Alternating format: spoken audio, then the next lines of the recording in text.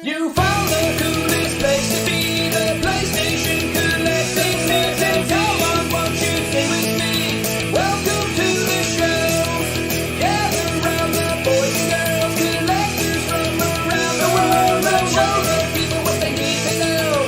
Welcome to the show. Gonna talk to guests, only got the best. Gonna put their knowledge to the test. Gonna laugh at me, gonna live the dream. Gonna show you things you've never seen. Gonna sing a song to the break of dawn. Gonna rock this party all night long. So come on everybody, let me see you dance. Get yourself ready for one more chance. You found the coolest place to be, the PlayStation collecting nerds, and come on, won't you sing with me?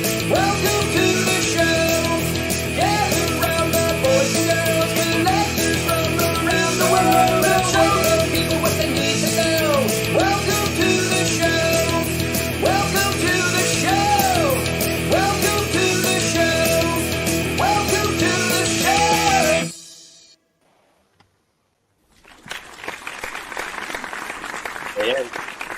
Yeah, we got buddy. Welcome. Man, that song gets me Yeah, pumped. Welcome to the PlayStation Collectors Podcast. This is season 3, episode number 17. And tonight we've got JRPGlife with Dan and Elsa. Welcome, Dan. Hey, hey. And don't forget, we also have Radical Reggie. Yeah, a somewhat recurring co-host. How's everybody doing? Good, man. Yourself? And a special day today, actually. Just want to put it out there. You know, today was leap year day, so pretty much Final Fantasy VII Rebirth came out today. If anybody remembers, I'm pretty sure everybody remembers that. Does everybody know that? Has everyone heard of that game? Yeah, yeah. It's a little game, yeah. Yeah. This is the 7th in the series? I've never heard of it. Something like that, yeah. Like Final Fantasy 604 at this point. Oh, I know, right? It's pretty crazy. But Yeah, but it is a special day, and honestly, I appreciate everybody joining us and everybody watching, and you guys for coming today, because we're all sacrificing our time and not playing Final Fantasy VII Rebirth. Because I could be doing that absolutely, so I totally get you. This is awesome. Everyone knows this will be a spoiler-free show, so if you're looking to avoid any spoilers, you won't hear any on this show. I've been on Twitter myself, like muting words to not show up, so I don't get spoiled. really, wow. Smart. Oh, if you don't, you just accidentally see the endings these days, and I've been spoiled on too many games to not do that. Well, that's the first thing they'll show is like the ending. I'm like, dang, just kind of go through the beginning if you're going to spoil anything. But they say no, the ending is what they want to show. Yeah. Or there'll be like one dramatic scene that's like, oh, mind blowing, and it pops up on Twitter, and it's like, oh my god, I haven't even played the game. Insane. You literally have to like cut off all notifications and all that stuff. And a big thing's going to happen in this game. We all know what that is, so we're curious to see how they handle it. Or will it? Or will it? That's what I'm wondering too. You know, like that they had to really play that special thing out probably a little bit. I don't know. We'll see how it goes. I feel like I'm spoiling just talking about it. Well, I mean, this is what's interesting. It's like we all know what's going to happen. We all don't know what's going to happen. So it is like interesting to be like spoiler. You know, I think it's going to be like The Walking Dead, where everybody knew that Glenn was supposed to die, and they're going to kill the character and someone else. They're just going to mess with us. They're going to take out the cat guy too or something. That's right. They did get us on that one, huh? That hurt, yeah. I mean, if they that's that's what everyone stopped watching that show. So don't do that, Final Fantasy. Exactly. Stop watching. Don't do that. That everybody dies in chapter 2, and everybody's wondering what's going on. Yeah, the new Barrett just takes the sword. That'd be kind of awesome, actually. She grows one wing and gets white hair. Yeah. No, Sephiroth's actually like, no, I'm going to be a good guy, and he takes over, and he just plays him for the rest of the game. Who knows? That would be kind of cool, though. That would be. I'm thinking about. I mean, a game where you get to play a Sephiroth, I'm not against that. If that actually does happen, a little side maybe something side mission something. Put past him, yeah.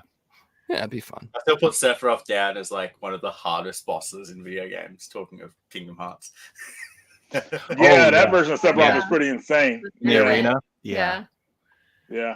I beat him in part 1. Did he have a appearance in part 2 as well, like as a special boss? I'm not sure. There was definitely like a boss in that game that was like, he's like a special boss in the first game. I remember how hard he was, and I barely beat him, but I was like, yes, you're out of the way. But I remember they brought him back as a special boss in the future games too. But I don't know how hard he was compared to the first Kingdom Hearts, though. but it was So- difficult. Is it safe to say everybody here is just a general Final Fantasy fan? We all played like most of the games in the series. Like we're all Yeah. pretty caught up, right? What is your? I'm gonna ask our guest. What is your favorite Final Fantasy game? So mine is 6. Yes. I Oh my God. 6 is so Right good. on. It's like nothing touches Final Fantasy 6 for me. I bounce totally- between 13 and 8. It's tough. I love both. All right. 8. Damn. Stick with 8. Oh, you're speaking with Reggie's language. Reggie loves it. Yeah. Yeah.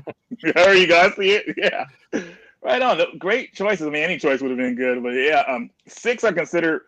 I mean, it's not my favorite, but I consider it probably one of the best in the series. That's the one that probably needs to be remade next. But no, I'd rather have 8 remade though. But going to 8 though, man. Man, that game blew me away, dude. Like that's when the characters started to become like more real, like I would say. You know, and it had all your characters in your party following you around, so you felt like they were together instead of one just person wandering around on the map. So very cool choices, guys. Yeah. Yeah. And 13's a not very popular one, but it's still like it's right there. It bounces between 8 and 13 for me. I love 13. Yeah, 13, 13's people either don't like it or they love it. There's no like in between. Yeah. It's because the series starting getting to linear around that point, so it was just straightforward. I think that's what kind of killed it for a lot of people, maybe. Yeah. Yeah, I never got up to the open world part of 13. I played like 10 hours and turned it off. So it didn't pull you in. A lot of people did. It gets good at like 30, and you know it's like one of those Yeah, it things. opens up at 30 and then it gets really good. Real good. Mhm. I'm weighing it up and I'm like 10 hours in. I'm like, no.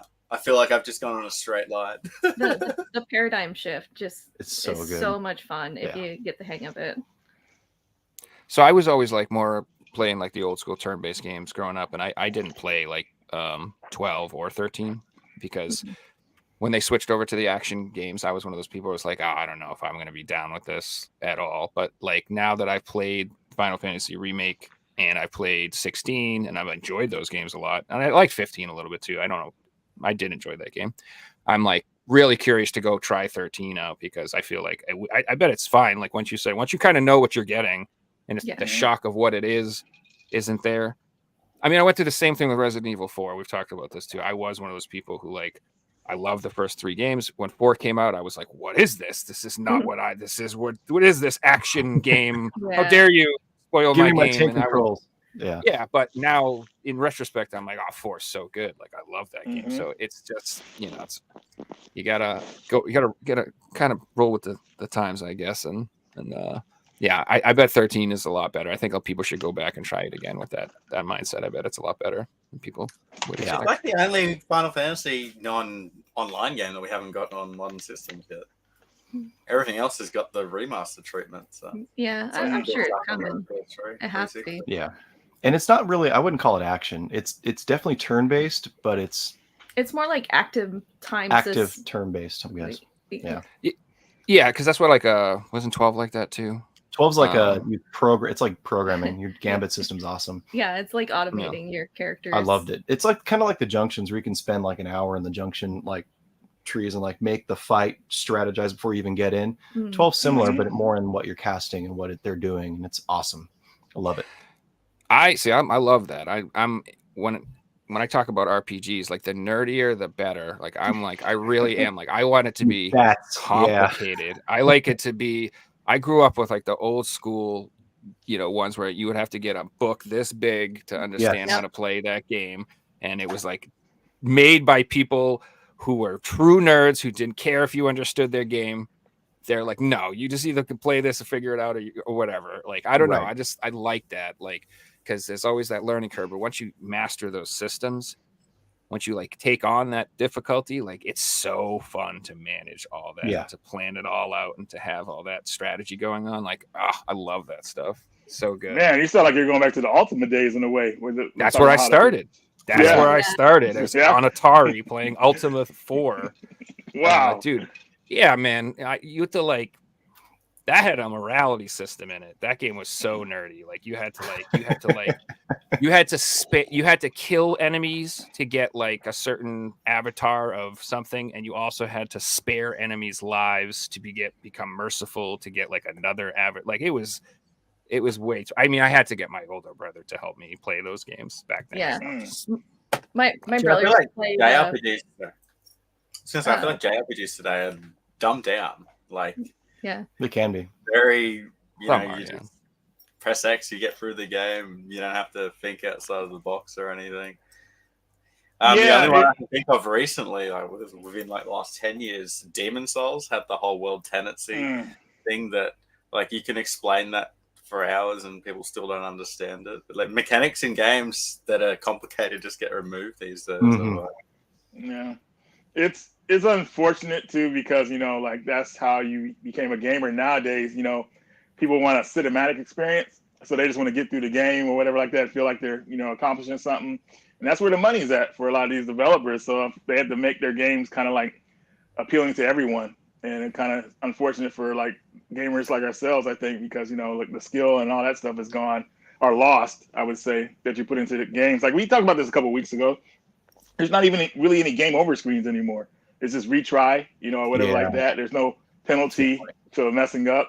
You guys remember like even in the RPG, I mean, let's go back to like Resident Evil or something like that, the first one, right? You had the ink ribbon system. You had to make sure you had enough ink ribbons to save, and you had enough ammunition, because you didn't know what was around the corner.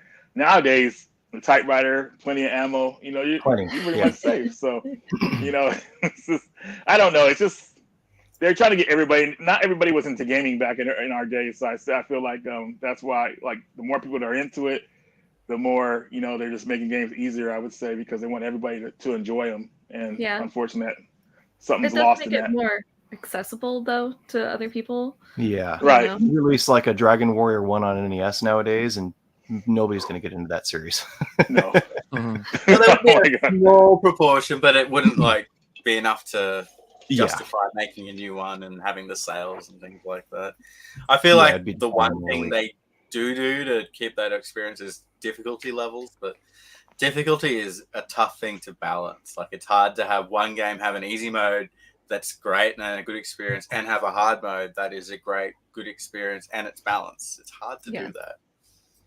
Yeah, a lot of hard modes are just artificially fluffed up. Like they'll just increase HP and increase. It's not really like they add new mechanics or something like that to make it HP sponges, more interesting. Yeah, exactly. So I'm not down with that. But like one thing that kind of made me a little like I just finished Final Fantasy 16 because like I had to before Rebirth came out. I was like dedicated on a mission. I'm like, I'm finishing this game before this, so I did, and I enjoyed it. But one of the things that bothered me is as soon as I finished it, it was like, all right, now you've unlocked Game Plus mode, and you've unlocked this like fantasy mode where you can challenge yourself. And here's the hard difficulty now that you beat the game. And I'm like, I don't want to play it again now to play it. Come on, like you should have just put that in at the beginning and let me play the hard mode at the beginning. If I'm a sick person who wants the hard mode right off the bat, just let me play it. Don't make me play 60 hours. Agreed. And tell me I can do it. That's a little rough. It's a little disrespectful with my time. A game that does that is actually the E series. Like, you can't play Nightmare mode until you beat the game once. And I know my buddy Joel was trying to get the Platinum Trophy, and obviously he had to play Nightmare mode. He's like, I'd rather just play it first and then, be good with it. Because he's totally fine with playing it on Nightmare mode. But you should have done a lot harder modes like that. They should be available to you when you want. And I think that's fair. Yes, especially if you have crybaby people like me, like too easy, like, well then let me have the hard mode, like, because that's Final Fantasy 16. Like, there were a couple fights that give me some trouble, like some of the like random monsters you have to hunt down, like on the monster board or whatever. Yeah, the hunts. But I think some of those were rough, but like nothing was too ridiculous. But like I kind of feel like I'm like I wish I could have had that hard mode because I bet those would have been really hard and I would have enjoyed. Yeah. Like I'm a weirdo. Like I like banging my head against the wall on games, and because that feeling of victory is just insane, dude. Like God, I love beating something that I can't beat. Like I don't know. Yeah, it feels same. So good. I think I'm the same way, but I'm not a fan of like having to parry. I'm too old to like parry time. So like if you give me a challenge, I'd rather have like like an ultimate weapon or a verse and getter, so I can just spend time thinking about it instead, because my hands don't move as fast as they did when I was 20. I get that. Like I enjoyed Sekiro, but I love Dark Souls because I didn't have to parry in those games. Oh, there you go. That's good to know. If you don't parry, you're not going to beat the game. Just dodge constantly. So, quick question I want to ask you guys: like, how long have you guys been doing YouTube? We've been doing it. So in April, it'll be 3 years. 3 years, wow, man. Our third, it'll be start of our third year in April. Yeah. You guys have done amazing in 3 years. It's an awesome channel. Thank you. Thank you. Yeah. What made you guys want to start doing it? So we started collecting randomly about 4 years ago, and we had a friend who was already in YouTube, and he, Tendo he's a guy that's not out here anymore. I don't know if you guys know him, but he went to thrift stores and bought a bunch of video games, and he convinced us, honestly. He was just like, the thing you're never going to get is, we did a lot of garage sales when we first started. Yeah. So he's like, if you don't record that now, then that experience is gone. Yeah. And that really made us think like, okay, we need to, when we find that brand new game sitting on a shelf for $5 at a garage sale, we need to save that and share it. And that's what made us want to start. Yeah. Well, the funny thing is that we were putting a lot of money into Final Fantasy Brave Exvius, which was an online mobile game. It's still out. And then we kind of just sat down like, well, instead of spending all this money on a mobile game, why don't we just buy physical games? And the rest is history. I did the same thing at 2013. It's like, I'm glad you guys got a mobile game to all in physical games, and yeah, I'm glad you guys like the transition to getting the physical games, because we talked about this a couple weeks too. Like, physical media is disappearing, so we want to have enough of our history with us. It's nice to have being in control of what you play. A lot of these companies now are doing the subscribe service. I mean, everybody's trying to do it now. You're going to see Netflix doing it too. For games. Yeah. But they control that stuff. And we were talking about how games are delisted, unfortunately. Like we talked about Spec Ops was delisted, Outrun, a lot of really cool games that you can't have access to like officially anymore. So I don't like companies having control of what I play. So that's why I like having my physical copy with me so I can put it in any time. So I'm glad you guys started a physical collection. So that's awesome. Yeah, that's why we went so we completed the US Vita set, and then we're almost done with the US set. Not including limited run. No limited run, like. Okay. I was about to say, you got 99 fights or whatever that game is. No, 99. Yeah. And we're almost done with 3DS because those you can't get online anymore either, and we really wanted to get all those. We have 5 left. We were collecting them. Well, yeah. You said like online, like you're talking about some of the games on the eShop? Or? Yeah, I mean you can get them through HShop and all that, but the official means aren't there anymore. Yeah. Or they're stopping soon. Yeah. Okay. So complete collection. That's actually a really big accomplishment. I mean, I tried to go for a complete set once.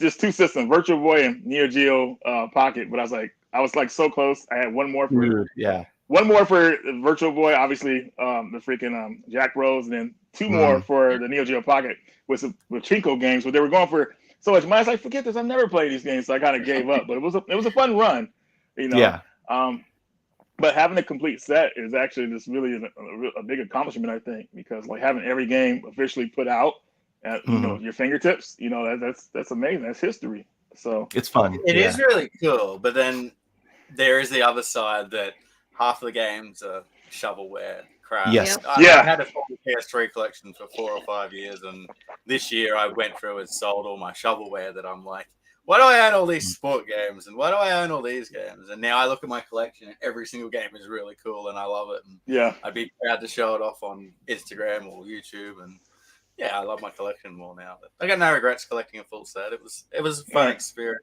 and I did it when collecting was different. It was cheap back then, so you can pick up 10 games for $10 and things like that. Yeah, that's another thing I want to talk about. So you guys said you started 3-4 years ago. I mean, you guys started right when, the collecting really started getting expensive. I mean, were you guys still finding stuff on the cheap? Garage sales. So GameStop was clearancing out their Vita stuff. And we were like on Black Friday, and we went to like as many as we could. And we came home with like a stack of like 20 or so, and some of them were incomplete, but we were just, because they were like buy 2 get 2 free. It was great. Yeah. Something like that. So we just like tried to hit it hard, like when it was still cheap. Well, that's great. And, going with the Vita too. I mean, the Vita is kind of like an incomplete, like when it comes to like what you get, like there's no manuals usually in the game. So all you have to do is print out a cover and, put it in a nice case, and boom, you got your nice uniform collection. So good for you guys finding some Vita games on the cheap, because I remember when I kind of look for it. Well, the Vita is a weird system for me. You know, I love it, then I hate it at the same time because I hate what Sony did to it. You know, like those memory cards, and they lost a lot of developers for it. There was a lot of games supposed to come out for that system. But yeah, I forgot where I was going with this, but I just like the Vita memories I have and the potential I have for that system. That's so good. Just I hate what happened with it, but I'm glad. Hey, we got the portal now, though, dude. Eh? We got the what? If you compare the Vita to the life cycle of the PSP, it is I like really the sad. Portal. And I'll PSP tell you what, so the Portal's an interesting topic. Just as a random side note, we made a couple shorts about the Portal. We've never had so much hate in our comments as we did by just saying we like the Portal. Yeah. Really? I like it. Yeah, people are weird when it comes to I just put we bought it, you know, like we pre-ordered it because, you know, we have a nice Vita collection, you know, nice PSP collection. So we're gonna buy the PS Portal too. And everyone's just like, you got sponsored. Like, no. Nope. Really? I wish. There's also two of you, so if you exactly. I would have had two of them if it was Well, hey, you know, there's a question in chat here about the 3DS. They asked, do you have the Barbie game for the 3DS? No. We do not. That is one of the last 5. Yeah, we have 5 games that we're missing, and they're all shovelware. But Barbie's like, it's going like $5,000 CIB right now. Yeah. So Oh my it's, goodness. Whoa! Why? Whoa! Yeah. Groom. It was a Canada only release for pre-order, and then they discontinued it or something. So the US pre-orders got canceled, and basically just Canada actually got their physical copies at GameStop. And that's it. Barbie Groom and Glam Pups, yeah. And you can pick up the DS version for like $5. Oh, yeah. Which is mind-blowing to me. Like, you know, you have these Same game, games because they're good games, but this is generally just expensive because this is why I do not collect full sets. Because that always happens. Yeah. It's always fun until the end. And it's like Vectrex. Like we're 3 away on Vectrex, and one of the big ones on that is Mr. something. It's like a game. Yeah, I know what you're talking about. Oh wow, jeez. I wonder how much that game is going for now. Like $6,000. It's insane. That's just something like. Did it ever hit retail stores? So no. Should it even count? I don't think so. But it's just cool for a little bit of flex if you did have that going. You're right. Absolutely. Jack Bros is the same. You know, like, you know, Reggie, you could have completed the Virtual Boy set, but is it worth it if you don't have that one game? Like, if you've got the expensive game, it's worth buying the other ones, but not when it's the other way around. But Jack Bros, it satisfies the Shin Megami Tensei like world and the Virtual Boy set, so it's a 2-for-1. Yeah, it's like a Persona. It is. Game. Yeah, if you start with more expensive games first, and then you go like, it definitely is worth it because you knocked out the hard stuff out of the way. But now stuff has gotten to the point where it's. I mean, let's be honest. It's insane what people are asking for these games. You know, $6,000 for a Barbie game. I mean, that's a couple of years ago. You laugh at that, but now it's just that rare. You know that this is happening because what's going on? People are grabbing this stuff and they're keeping it. So it's not much out there like being like shifted around. I was saying so. Like people are keeping their items now. So well, they're not just asking that; it's selling for that price. Right? You know, it's actually selling. So it's actually selling. You know, like ooh. Oh my god! Like the buyer's remorse I would have if I was like I had to buy that game to complete a collection. Like oh gosh, I did recoup right away. What's your favorite PS Vita game that didn't get a physical release? Mine? Or just I'll start off. Borderlands, Tales of Borderlands for the Vita that never came out. Yeah, nice. So there was a game didn't get physical. There was a Secret of Mana remake for the PlayStation Vita. You could buy it digitally, but they didn't make a physical release out here in the US. So that would be my favorite. Nice. I don't play a lot of digital only games, but I know there was a sequel to Resident Evil Revelations 2 on the Vita that was exclusive to the Vita that didn't play well, and it was on digital only. Well, that would have been nice. It actually got a physical from Play Asia. Okay. It did. I picked it up, but you were right about the port. So the only way to get it to play properly, put the game on easy mode. So really? Because if you kill the enemies easier, there won't be that many enemies on the screen, and the frame rate won't drop. You know, that's how I looked at it. But yeah, it got a physical in Play Asia. I bet that's pricey. Yeah. All the Vita Player ones are going insane right now. Yeah. Mm-hmm. But that was a good choice. I guess, yeah.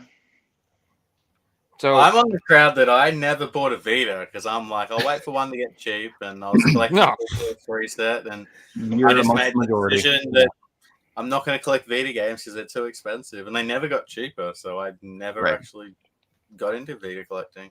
I resold stuff from strictly limited and limited run games, but I never actually collected for the Vita. The Vita collecting got insane when Sony pretty much announced like they weren't going to support it anymore. I mean, that's not when it got insane. It's when the limited run came out and they were putting out those titles for it, and everybody went crazy. Because are you guys a part of the limited run Facebook group? I mean, not limited run, but the PSP Vita group. Those guys are hardcore. They wanted everything Vita, and all the alternates. Yeah, they were just insane. And I noticed, like, man, with groups like these, I mean, the Vita will live on forever. And I mean, it lived on longer than it should have. I mean, because it pretty much should have. I don't want to say it should have died when Sony announced they weren't supporting it anymore. But as far it lived on at least another 6 years after that, right? With support from companies. So and Limited Run put out more Vita games than Sony. For indie developers. They saved that system really. They were putting out so many titles. We had Play Asia, Strictly Limited Run. Anybody else? Red Art Games. East Asia Soft. Yeah. Wow, just amazing support they have for that system. What's crazy to me too is I feel like right now handheld gaming is as hot as it's ever been too. Yes, there are revamped Steam Decks, ROG Allies, Anbernic handhelds, all those Chinese retro. There's 1,000 of them coming out every. It's just crazy how many options there are for handheld gaming, and they're pretty good. And Sony, I laugh because I have a pretty substantial Switch collection, and that's only because that was my only handheld option. I like Nintendo, don't get me wrong, but if Sony had a equivalent system where all the games were coming out, I would have bought that system, and I would have. Same. So I understand, Joe. they just, I just always say that. I'm like, when I double dip, you see that all the time. I get the PlayStation and the Switch version just because I want the handheld, and that would be a Vita game if I could, or whatever. So, well, Nintendo pretty much saw what the Vita did, and they did it themselves. I mean, the Vita should have been what the Switch is right now. I mean, if you think 100%. About it. I mean, dude. I mean, the Vita just it's just so sad to look at the lost potential of that system, man. I mean, I hate harping on it, but I just think how Sony drops the ball when it comes to these systems because they try to lock out people from pirating their systems so much because the PSP did well. Even though that system was pirated, and it did really well. I mean, the PSP is awesome. That's one of my favorite portables. It goes back between that and the Game Boy Advance. But Sony really tried to stop that from happening with the memory card shortage, and you don't want to buy their memory cards. Yeah. It killed it. That's what killed it. And you only get think up to 32, maybe 64 gigs. Yep. Yeah, it was so expensive. It was like $150 or something. You pay $300 or $400 for a Vita. I can't remember what it was at retail. Then you buy a memory card too. Yeah, it was like $299, and then another. It was like $400 something else to get into. Yeah, nobody wanted to do that because you can just buy the 3DS and Yep. Yeah, you can buy free for $100. Yeah, it was always 3DSs on sale on Facebook, or all these games are on PS4. You're not really missing out on anything. There wasn't any Vita exclusives. The JRPGs got PS3 releases, and then they got PS4 releases later on, and different things like that. There were a few. That was another reason I didn't get into it. Because I owned all these games. I already owned all the cool games on the Vita, like Dragon's Crown, and yes, they were good games. Dragon Crown is so good. I'm still waiting for a Tales of Parts R re-release. Ooh, yeah. I actually have that on the Vita. That's one of the games I do own. I actually went out of my way to buy that because I was like, this isn't on anything else, and I like Tales games, so I had to get it before. I don't even know how much is that going for now. I got it for like $60. It's got to be like. It was a GameStop exclusive here in America. Now. Was it? Okay. It was a PAL version that came out. That one actually comes with an instruction manual. So I was actually thinking about getting that one. But yeah, that was a good exclusive for the system if you think about it. Yeah. Huh. Yeah, I have like 20 games for my Vita. And that's all like I have the ones that I absolutely wanted, and I'm cool with that. There's a lot of games I wouldn't mind owning, but they're very expensive, like you said. So it's like, and a lot of them are available on other platforms. You can get them on PS4, like a lot of the games. So yeah. What's cool is that the Vita's still online too, for free. Yeah, still. Yeah. That was Yeah. cool. Yep. And their shop. We got an update last week. PS3 got a new update. Wild, right? Yeah, man. Obviously no one tries to update to it because I mean, especially if you have a modded system, obviously not. But it's just more I think the lockout piracy or whatever like that. But I'm like thinking at this point, this is almost 20 years old. Why do they care so much? You know, I mean, the Sony's is a trip. I still play my PS3. I would say probably every other month I play some games online. You guys know I love Resident Evil, Operation Raccoon City. Still has a pretty good online community, which is great. And I love the option of playing for free. I mean, what do you guys think about these prices of these PlayStation servers of their network server plus, like how expensive it's gotten? Pretty insane. I just canceled mine. It's going to cancel here probably in the next month or so. But I'm like, man, those prices are insane. Like, no way. I haven't got an active membership at the moment. You go?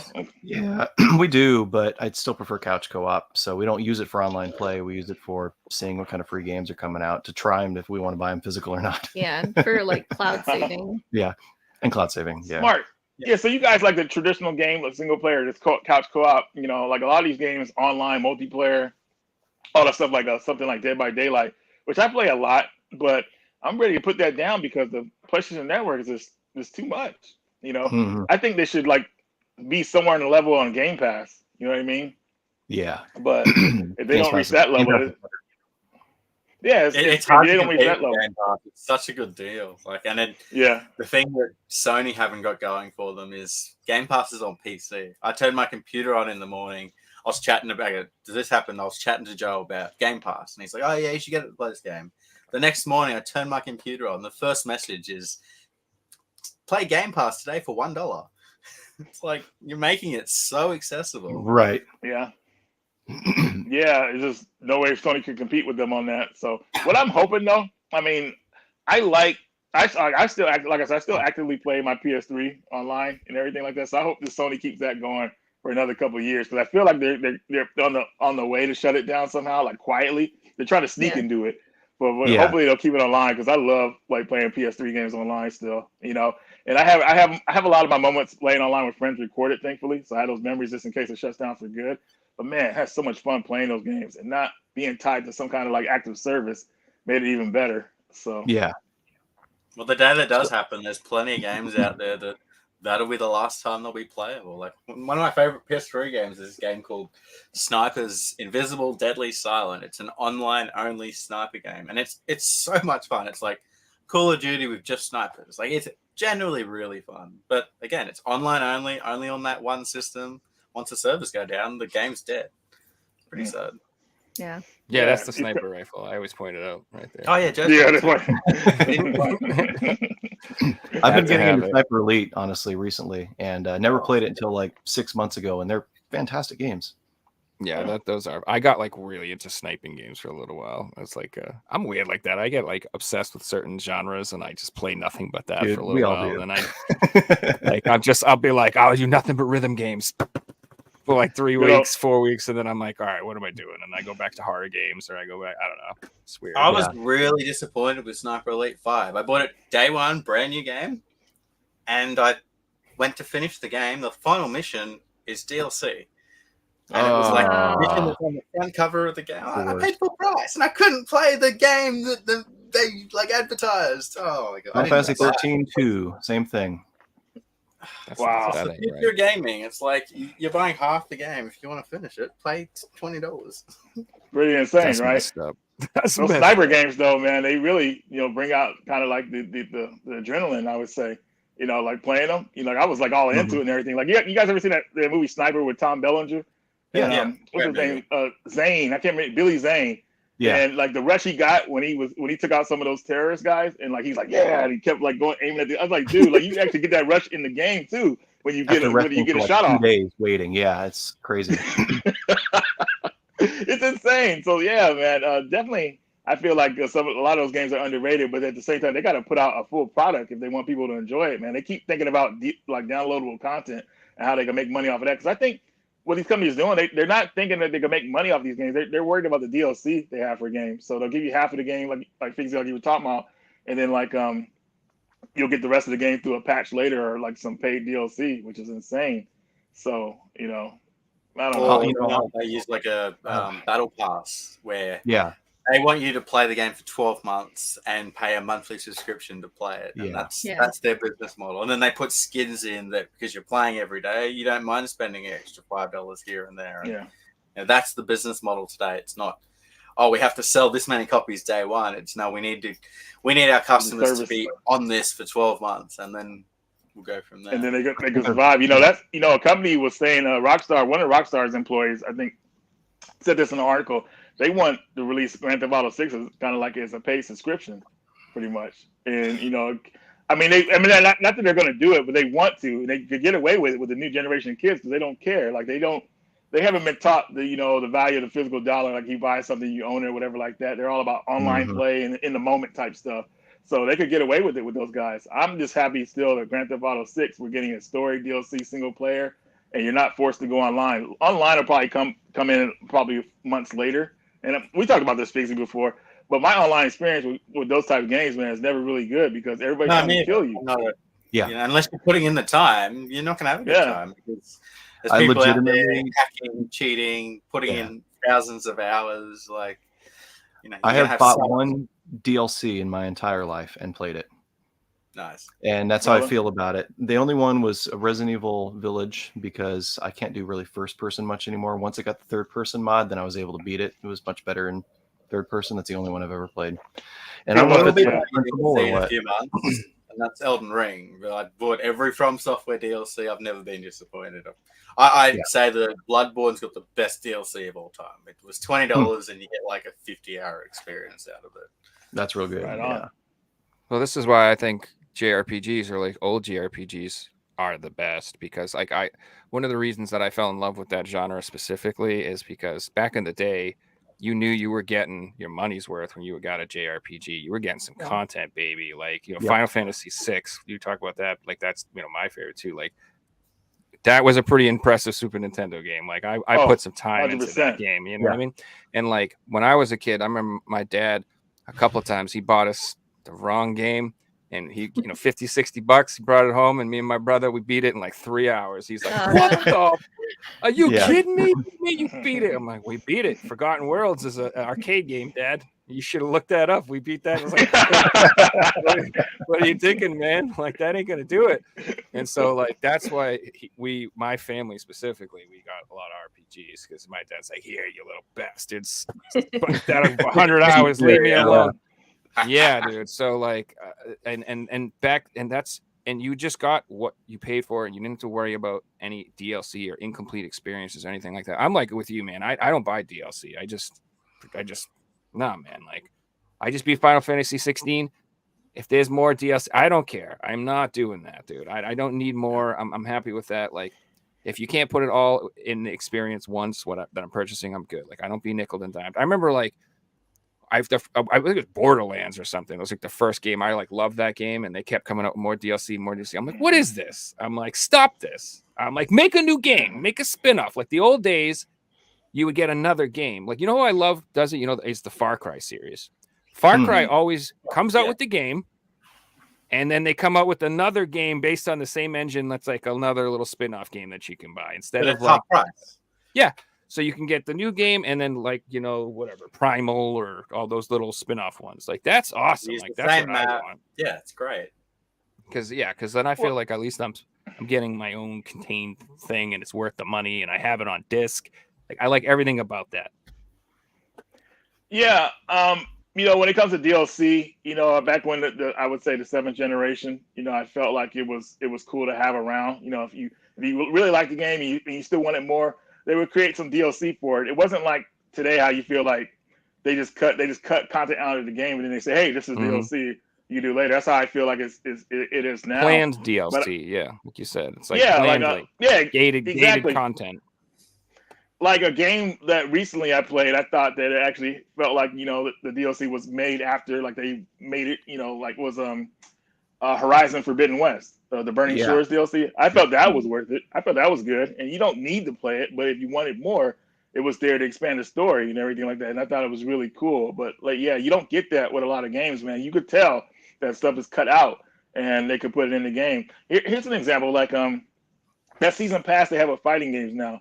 They feel like it keeps it fresh, it keeps the experience fresh. But man, people want to experience these characters because there's rebalancing issues you have to deal with when you're playing a fighting game, when you introduce a new character. Like I think Ed just got put into Street Fighter 6, and now people say he's overpowered and all this craziness. And like, yeah, he's overpowered. He wasn't in the initial release, so and nobody was able to balance him out. So that's why I really hate season pass for fighting games. That's on purpose, just so you know. So fighting games make a new character that you have to purchase, purposely make him OP so that he's part of the meta, so that everyone needs to buy him to remain competitive. And then they fix it and nerf it, and then do the same thing all over again with a new character. And then once you have to buy that one. And I'm telling you, it's on purpose. That's not an accident. You're probably right, man. 100%. I had a question. One of you guys might be able to answer me. So again, it's about DLC, and I didn't play the Final Fantasy VII Remake DLC, and now I want to go into the new one. Is that going to affect part of the story, not playing that DLC? We didn't play the DLC either. Goofy? Yeah, that's the one. I mean, I bought Intergrade, and I played it a little bit in the beginning, but I fell off from it because I had some other stuff to do. I just watched kind of the story of it, and I'm good. Yeah. Like I say, I'm good. I'll just watch what happens, and now I know what happens, and Yeah. You don't need to. I'm sure there'll be flashbacks. Yeah, they'll do. Remember when, and then we'll get a cutscene. Yeah. It's kind of I almost want to wait for the Game of the Year edition to come out before you buy one of these. Yeah. So it's like you don't have to play it twice. You just get that full experience from the get-go. Well, the Final Fantasy's, credit, they do let you, if you beat a game already, you can just go to certain chapters. You don't have to, play through the game again, which is nice. So I was happy about that. But I think why they did her as DLC in the game, and it actually became embedded on this with Intergrade, is because in the original Final Fantasy VII, Vincent and Yuffie weren't really initial characters you had to get in the game. You could actually play the whole game without them. They're optional. They were optional characters. And if you remember, they weren't even in cinematics. You know, they were just at the end of the game or whatever like that. Like they were missing. So it was really weird. So I think they want to give them kind of like a big introduction, I guess. And I think the DLC was a good way to do it, I guess, in a way, because now they're in cinematics and stuff like that. So it's kind of cool. But yeah, I get what you guys are saying. I'm sorry, I trailed off, but just going back to the whole thing, do you need to play it? Not really. Yeah. So can I just say that's one of the things that I didn't like about Final Fantasy 16 was that it had no party system at all. It didn't have that. Like one of the reasons I like 7 and I like a lot of old RPGs, it's exciting when you get a new party member. Right. Like that was a big, you'd be like, oh, nice. Oh, what? I got new spells, new armor. What's this guy do? Blah, blah. And I, especially in 7, where like you said, that you had these optional characters that, you know what I mean? You may not even have to get them. So that was super exciting. So in 16, it was just so kind of meh. Like people would come and go in your party. Couldn't really control them. Couldn't gear them up. Couldn't do much with them. Like I said, that was a big missing element for me. That's very not Final Fantasy to me. I expect that. I think 16 was great. Really, really enjoyed the game, but I would not call it canon Final Fantasy based on its gameplay. Well, what do you guys think about this? Do you think they're initially making these games? Let's just slap the Final Fantasy name on it, and then we'll be good to go because each Final Fantasy is different. You think that's what's happening usually? It could be, although they did, they did the Shiva Ifrit and all that in there, so it was probably, I don't know. They're trying to steer too far away from their path because they feel they have to completely innovate every single game, and I don't think that's the case. I think if they really want the true Final Fantasy fans to come back, then 17 should be HD 2D and super long. That would be good. I mean, that's the dream. That's the dream. It won't happen, but yeah. Well, what do you guys initially think that they want to do with the Final Fantasy series when it comes to the world they want? Do you think they want more of a fantasy world, or you think they want more of a steampunk future world, like 7 or maybe 8? Do you think? I personally man, I hate to say this, but I like the futuristic worlds. Yeah. But I feel like the series comes from the fantasy worlds, knights, castles, and all that stuff. Maybe a little. It's in the title. It's Final Fantasy. Yeah, there you go. You know what I'm saying? Yeah. So all the way up to 6, man. I mean, 9 is a good game too. 9 doesn't get a lot of love. I think 9 is like a love letter to Part 6. 9 was probably the last really fantasy based game that was really had a really deep story to it. I would say. I haven't played 11 or 14. Obviously, those are online. And 15. Yeah. I think that was a futuristic world. That was actually Final Fantasy 13 Versus for a long time. Then Agito, yeah, they drive around in the car and everything. And yep. I enjoyed the first 100 hours of 15 and then got up to chapter 13. It was terrible. Yeah, Oh, wow. we rushed through 15 and didn't really enjoy it much. The plot was also unfinished, and the creator admitted it. He's like, hey, 16 is here to make up for what we didn't do right in the plot of 15 and set the story straight. You know, the story in 16 was very good. I just want to say,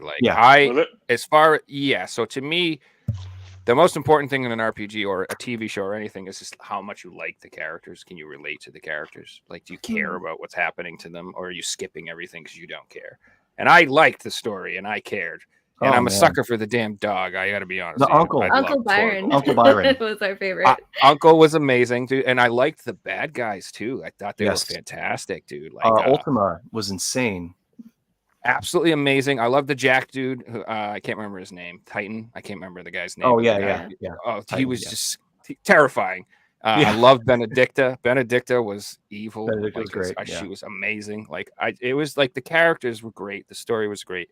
It looked amazing. It had a lot going for it, but like you said, it just didn't feel Final Fantasy very much. It felt like an amazing art, like an action RPG from some other series to me. Like it just, but it didn't didn't have that that mechanics, those key things.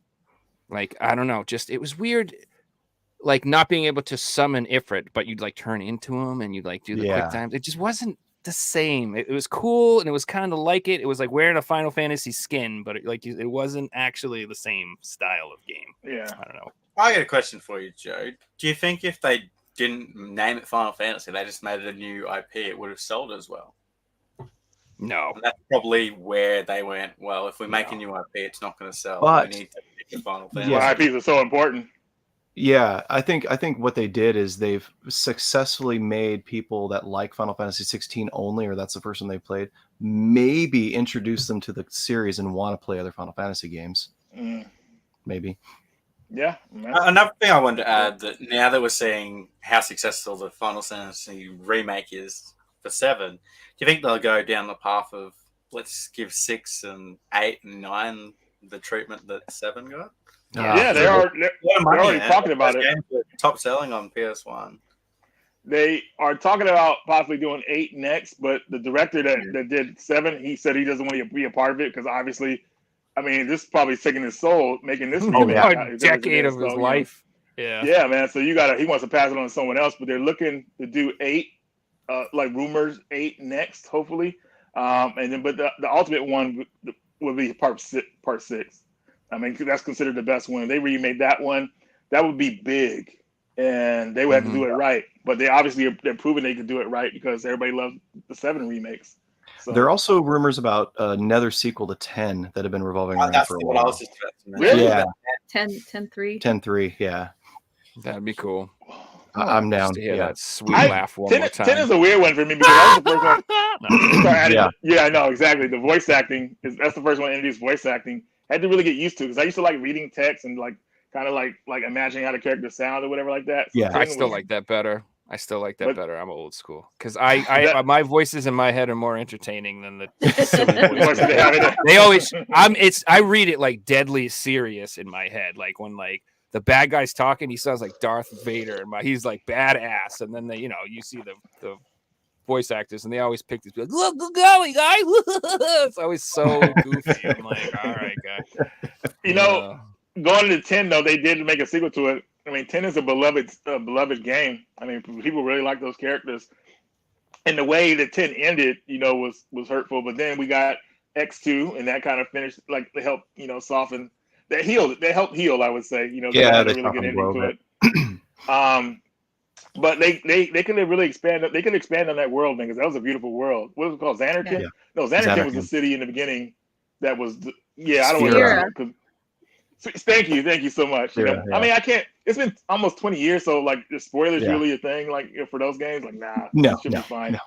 Sphere, beautiful world. I mean, to see what those characters are up to. Hopefully, they would get the same voice actors back, and hopefully, they get some teams working on this stuff. Because I was shocked. Like Final Fantasy. I don't know if you guys know this. Final Fantasy Rebirth was supposed to come out last year around this time, but they come to find out, Square Enix has just expanded their resources to other games. Kingdom Hearts 4 was announced last year. I was like, what? That's why this game has come out. They got their team working on this game. I thought Kingdom Hearts was done after 3. and I fell off the series at 2. I was like, yeah, I'm good. But I was like, I was shocked that they had a 4th game, because I was like, no, man, put your resources on Final Fantasy, then work on this game. But I loved 1 and 2, but I didn't finish 3. I struggled to get through it, and I just felt like I forced myself to beat 3. The story's all over the place. It got way too weird, and I was like, dude, what is happening, dude? Like, it was insane. But they're trying to like use that license because they had it for a long time, so they got to make money off of it. So they're making all these spin-offs and weird games. That story didn't really matter in those games, at least from what I played. But they steered too far away. Like 3 had no Square Enix in it. Like it was just Disney. There's a glimpse of some Square Enix stuff, like Moogles and stuff in the Toy Story like world, but you didn't meet up with Cloud or Sephiroth or Eris or anything like 1 and 2 or even the spin-offs. Wow. To me, Kingdom Hearts is like Sora and Sephiroth and the whole gang meeting up with Disney characters. Yeah. Cool. The PSP one was actually kind of cool, though. I did play a portion of that. That was probably the last one I played, but then I didn't finish that one either. That was the last one that had the voice actor of for one of the villains in that game. I can't remember his name. He had passed away. Oh God, it's gonna bother me. But anyways, last voice acting for him. Really solid game for the PSP.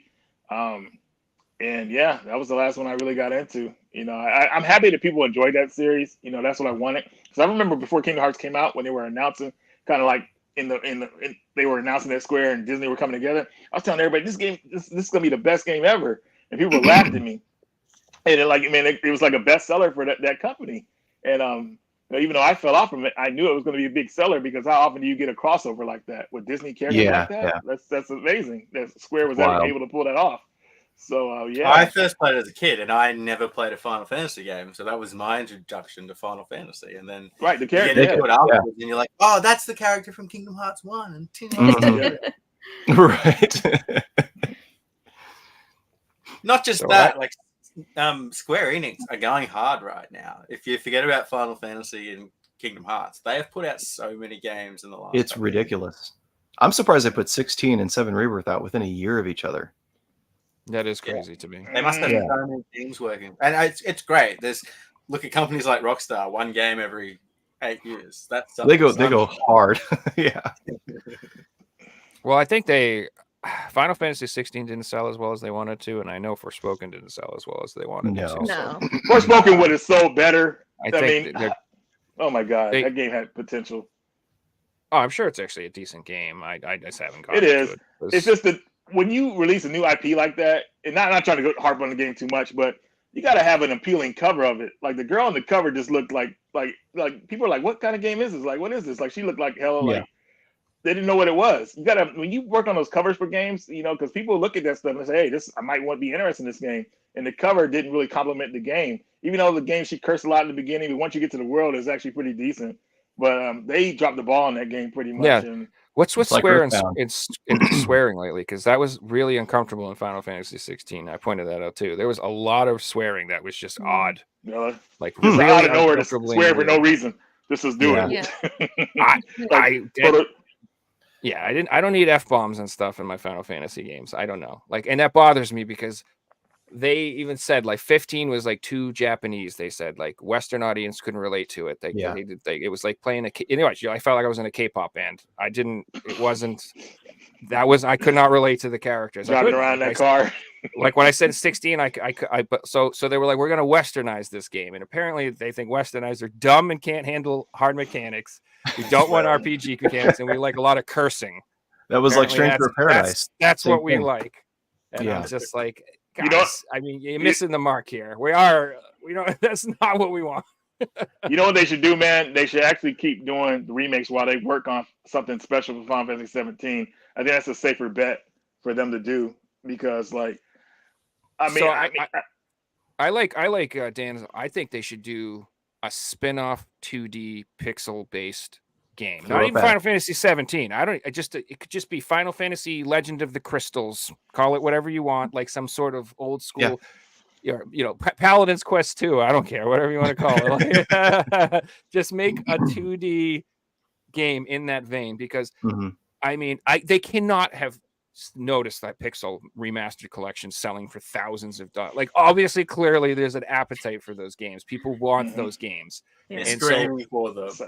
everyone needs to buy Star Ocean remake. We all need to buy the Suikoden 2 HD remaster. We all need to buy the Dragon Warrior 3 remaster. Buy all these games and support them, because that's how you get the games made you want. You have to show companies there's an audience to buy it.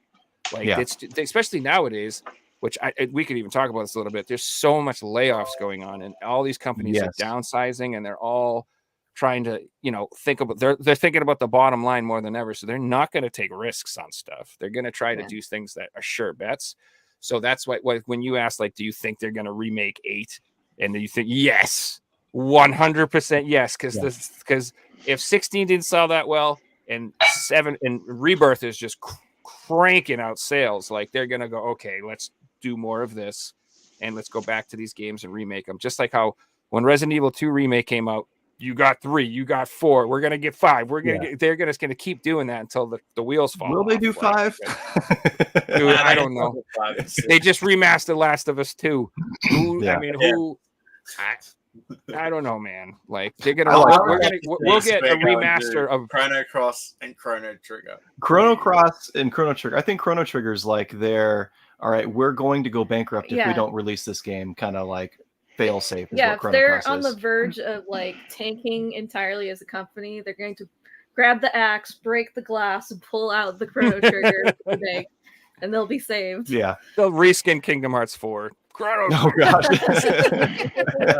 Yeah, they have to do Chrono Trigger before they do anything else with that series, because obviously that's the one that people want. Yeah. But the dream team that worked on that game, though, one of those guys is obviously can't come back to Square Enix. I can't remember his name. The guy composed the music. I can't pronounce his name, but he's like his name is like no. I don't know the other guy. It was Samaguchi or something. I don't know. It might be Yoshida. I can't remember. Yeah, he does the Final Fantasy music like over the past games and everything like that. But his name is like banned at Square Enix because I guess him leaving the company just really upset them or whatever. But he was a part of that dream team that worked on that game, and that's one of the reasons why it was so amazing. Now, if they do a remake for it, I think. Thank you. I think if they did a remake for that game, obviously it would have to be like how they did Star Ocean R. That'd be the safest bet, like that. Upgrade that, like hand it to that company like that. I think it would be outstanding. And not only that, they would add in the DS version, like add in the extra content they put in the DS version of Chrono Trigger. Yeah. So it kind of leads into Chrono Cross, which, speaking of Chrono Cross, that's my favorite game in that series. I know a lot of people frown upon it, like, what? Chrono Cross? But I love the whole, like, the cross different dimensions and stuff like that. But yeah, I think that's what they're gonna have to do, and I think they might have something like that planned for it, because it's a safe bet to do that game like that instead of doing like a full-on remake. But we'll see what happens, and then if it's gonna happen, it has to happen, right? So eventually, when that happens, I think that we'll finally get them looking back in the Chrono Trigger series, and because obviously next will be Chrono Cross, and then what we've been wanting, a true sequel to Chrono Trigger, finally may come out. So we'll see what will happen. Yeah, definitely. I hope so. I would love to see it, man. It needs to happen. I had a really good experience playing Chrono Trigger back in the day. My buddy had the game. He said, "Man, you gotta try this RPG, man. It's awesome." I was like, I don't know. He said, "Try it." So I actually played his game on New Game Plus and loved it. So I was just blowing through it pretty much. I was like, "Yeah, this game is great, man. Like, you kidding me? This is awesome." So that's where my love for Chrono Trigger started, And the whole going back in time thing was just amazing. The different endings, the scary Lavos ending the world. If you died in the game, it would show Lavos comes to Earth and he comes from the Earth and tears it and pretty much destroys it. So that was pretty eerie, And my favorite part of that game is when you go to the Kingdom of Zeal. Oh, I think that's one of the best parts in the game. My friend actually painted like the Zeal capital in a painting. He's supposed to give it to me, but I forgot to get it from him. I need to hit him up about it. But it's a really good picture of it, and that was like my favorite part of the game, because you're finding out about Magus's character when he was a kid, his sister, which plays an important role in that game and Chrono Cross, which is crazy. But yeah, so I'm rambling on, but Chrono Trigger is just this awesome experience. I had an interesting experience to it. So I didn't get a PAL version, and I always wanted to play it. So I bought the mobile version, and I played Chrono Trigger for the first time on the mobile. I had a good time. You know, you gotta do what you do. Yeah, you gotta. That's how you gotta do it. No, not at all. Shoot. And it just when you get into collecting, especially 10 plus years ago, it's just that one JRPG that you have to play. Yeah. Yep. You're right. So, other than Chrono Trigger, what franchises would you guys like to see come back? What are your favorite RPGs you'd like to see resurrected from the dead? I'm excited about the new Secret of Mana game that's coming out, Visions of Mana. Yeah, Visions of Mana. What a surprise, right? It looks like they're gonna do right. Yeah. You know, and go back to the old days and make like a true Secret of Mana sequel. Yeah. Not a direct sequel. I'm happy they got the PS4 treatment of all the old Mana games, which is really cool. You know, when you do that, it gives a new generation accessibility to these old games, which is really cool. Yeah, the last one. Go ahead. I think the last one we got like a new story-based Secret of Mana game was Dawn of Mana for PS2. That was like the 4th or 5th game in the series. Like that was the last new story. Yeah, it wasn't good? There was the DS game too. The controls were terrible on it. It was Heroes of Mana, that's right. Oh, were the controls bad? Okay. Yeah, Heroes of Mana and the other one on the DS. I forgot about those. Okay, wow. So I would say that the one for me is kind of like cliche. I just want an Earthbound sequel. I mean, Mother 3 would be nice to get ported. I'm playing it a bit, and I see why it's not released in the US, but there are translations and things they could change to just bring it out. Yeah. It's Earthbound's one of my most beloved games in history, and Mother 3 seems like it's pretty darn close. That's fun. Do you like did you play like Undertale and stuff like that? Do you like the goofier, stranger type of anti-RPGs or whatever? Yeah, there's the new one, the Delta Rune, we haven't played through yet. Yeah, because it's been releasing in chapters. Yeah. Have you guys played the West of Loathing games? No, we just picked it up recently. Those are a lot of fun, man. Yeah, so I think you'll enjoy them if you like the quirkier, sillier types of games. That game is fantastic. Like, it is a lot of fun. I was pretty excited that it got a sequel announced. Yeah, we saw that. It was like, what's it called? West of Loathing, I think. The sequel? Maybe? Yeah. What's the other one called? Something Loathing? Something Loathing. I don't know. I don't remember. Loathing. Fear and Loathing in Las Vegas? No? That's something. No. Going back to your question, Reggie, my answer's easy, and it's always been the same game because they haven't done a new one. It's Dark Cloud 3. Dark Cloud, huh? Waiting for the new one to come out, and that would be cool. It's still around, but I feel like Dark Cloud 3 is actually Ni no Kuni, and they sort of just went down that road. I loved Ni no Kuni, the first one. I don't hear any love for the second one. Yeah, the second one. Yeah, a lot of people feel like I just loved the first one is they did it right. Like the second one was really good. You know, it's like rating a game like Ni no Kuni, the first one is S tier for me, and Ni no Kuni 2 is like A+. Yeah. Okay. That's right. Yeah, that's good. Like, I love the city building, but I never finished it and different things like that. So I think I'm lucky because I played 2 first. And so I was like, oh, this is great. I love this game. Beautiful artwork. What a fun game. And then I went back to play 1. I'm like, oh, I do like this a lot too. So I think that's probably why I like 2 more than most people, because it was not the other way around. Yeah. It's funny. I went to GameStop and they had like the buy 4, like any game under $5, buy 4 for like $10 or whatever like that. Yeah. And they had the $20 one, but it was like a little bit less. I forgot what a little bit higher price games like had to be $10 or whatever. But they had Ni no Kuni there for the PS3, and I just got it the remaster on the PS4, but I haven't really played it. But I figured like that was the last. I mean, they didn't have any other games, so I picked it up on the PS3. You know, is there a big difference between playing it on either of those systems? Do you guys know, PS3 version versus PS4? I played the PS3 version, so I don't. It looks couldn't tell you. gorgeous. It was still 200 plus hours. Yeah. Yeah. There's nothing wrong with the PS3 version. It looks it's incredible. such a beautiful game, like even on the PS3. So I can't imagine how much better it is on the PS4 if it's already. Prior to it coming out on PS4, it was one of the best PS3 games, and it was one of those games that you needed for the PS3. Yeah. Well, level 5, man. Well, Level 5 is a company that's really done like good like RPG games and stuff like that. They make their games like really lively and just really like vibrant, I would say. You know, not to go off from Ni no Kuni, but they made this game called Rogue Galaxy that I really liked on the PS2, and that game blew me away. That one's cell shaded, beautiful, Yeah. So Ni no Kuni, man, you know, I'm really looking forward to playing. I think I'm gonna go ahead and probably play the PS4 version just because you know I have room on the PS4. My PS3 is pretty like packed when it comes to installing games. So you guys remember that? How long you had to wait? Yeah, you gotta. Don't put a lot of miles on those PS3s if you don't need to. Right, make them last. They yellow like I think about that. Like I don't play my PS1 games on my PS3, even though I can. I'm like, nah. I play my PS2. I pretty much play PS2 games on my backwards compatible PS3 only. That's the only thing I feel like it's worth doing. Right. In case something goes there. Yeah. I had a question for everyone. Has anyone played the DS Ni no Kuni game? We have it. We haven't played it. Yeah, I wish there was. I haven't figured out a way to play the physical Japanese game with an English patch. Yeah. Yeah, that's it. I didn't even know it existed until a couple of months ago. I'm like, that's pretty. Yeah. The first Kinsey actually had. I think Kinsey actually had it. I don't know if she brought it to Jason's channel one time, but she's a big Ni no Kuni fan, so she had that version of it. That's how I found out about it. And that was like 5-6 years ago. I found out it existed. And I didn't know did somebody make an English translation for it?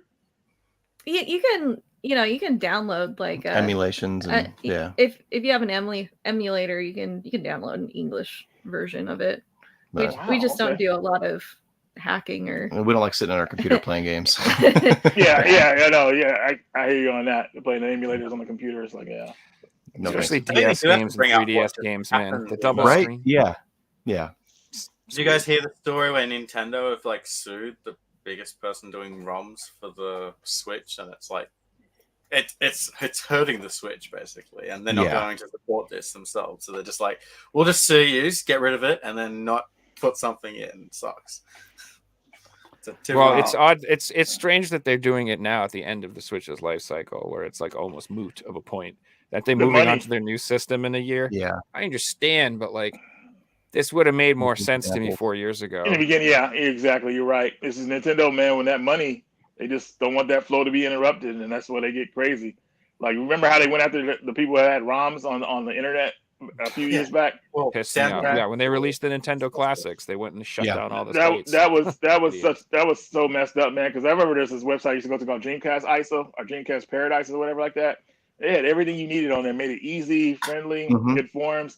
But they all got scared and shut down because Nintendo came after those people like that. And I mean, I guess you can. And then they put like 20 games on that thing?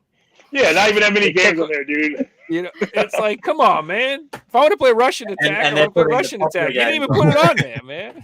So the obscure games become lost because people don't discover them, people don't play them, and there's only a certain amount of people that own them. So and if you want, and like Power Blade is like $700, guys. It's like some of these games it's not like reasonable to just go out and find a copy. It's like you're literally just making it impossible to play games, and you're not even offering it in another way.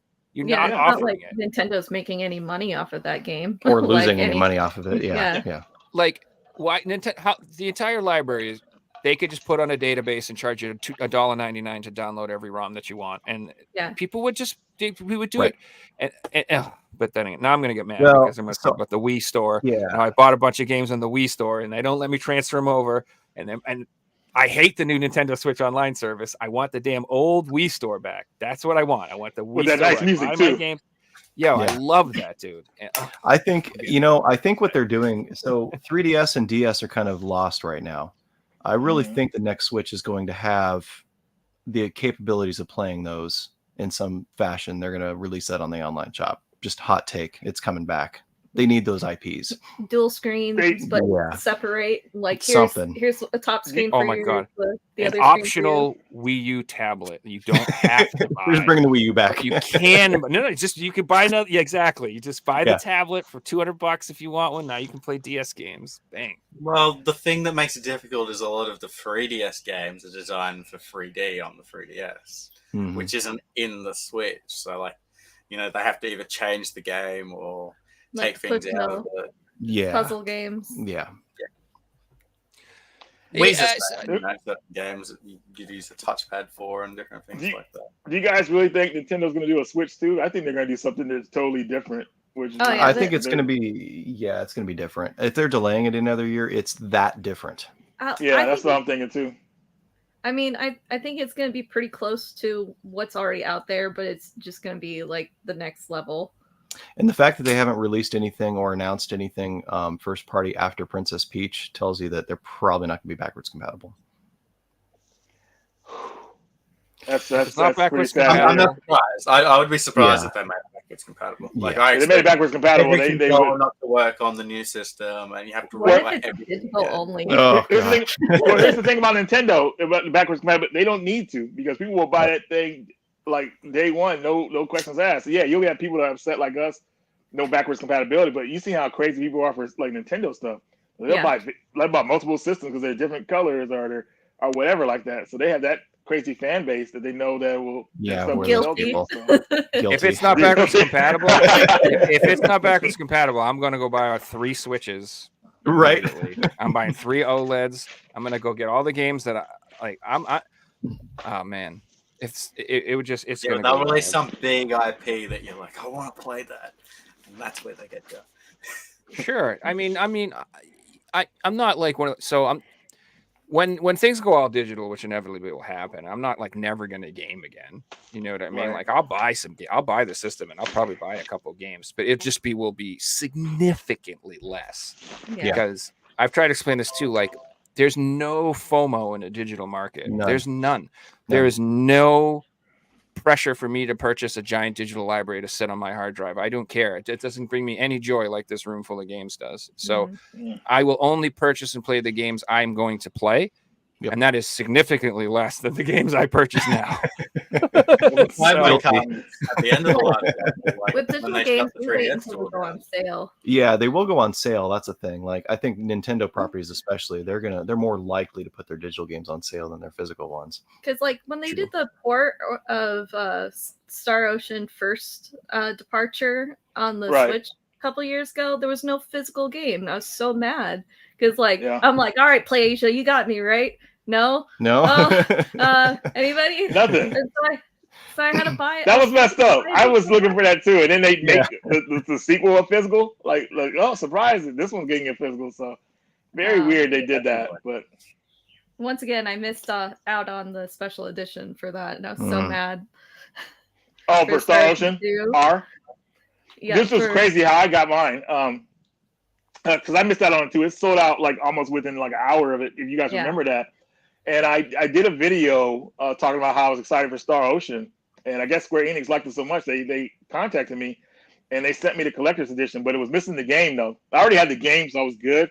But they said, "Did you like this box?" I said, "Yeah, I'm actually going to review it here pretty soon. I'm going to do a deep dive on the game, or this is my personal review because that's one of my favorite games of all time." But I was like shocked, dude. I was like, "Whoa, dude! Like, yeah." I mean, I can't believe they even asked me that. They should have said, "Yeah, we're sending you this." Like I'm gonna say, "No thanks." Here's my PO box. No thanks. Give it to the next person. But what was funny about that game though, when I was playing it, because I played that game, I put like 90 hours into it, and for the first time, I mean, I got my platinum trophy, and I unlocked all the endings just as an extra because I just saw something I always wanted to do with the original game. How many hours did that take? Yeah, it took 90 because of what's cool about this game over the original. They actually let you play New Game Plus. So you keep your levels going into the next game, and you can switch between characters and level them up. And it documents all your endings, which is nice. They don't let you rewatch them, unfortunately, in the gallery mode, but you can see they're unlocked. But I put around 90 hours into it, and I enjoyed every minute of it because I was just going through that game, and so they added to it. Because a lot of people don't remember that Star Ocean 2 was released on the PSP with English voice acting.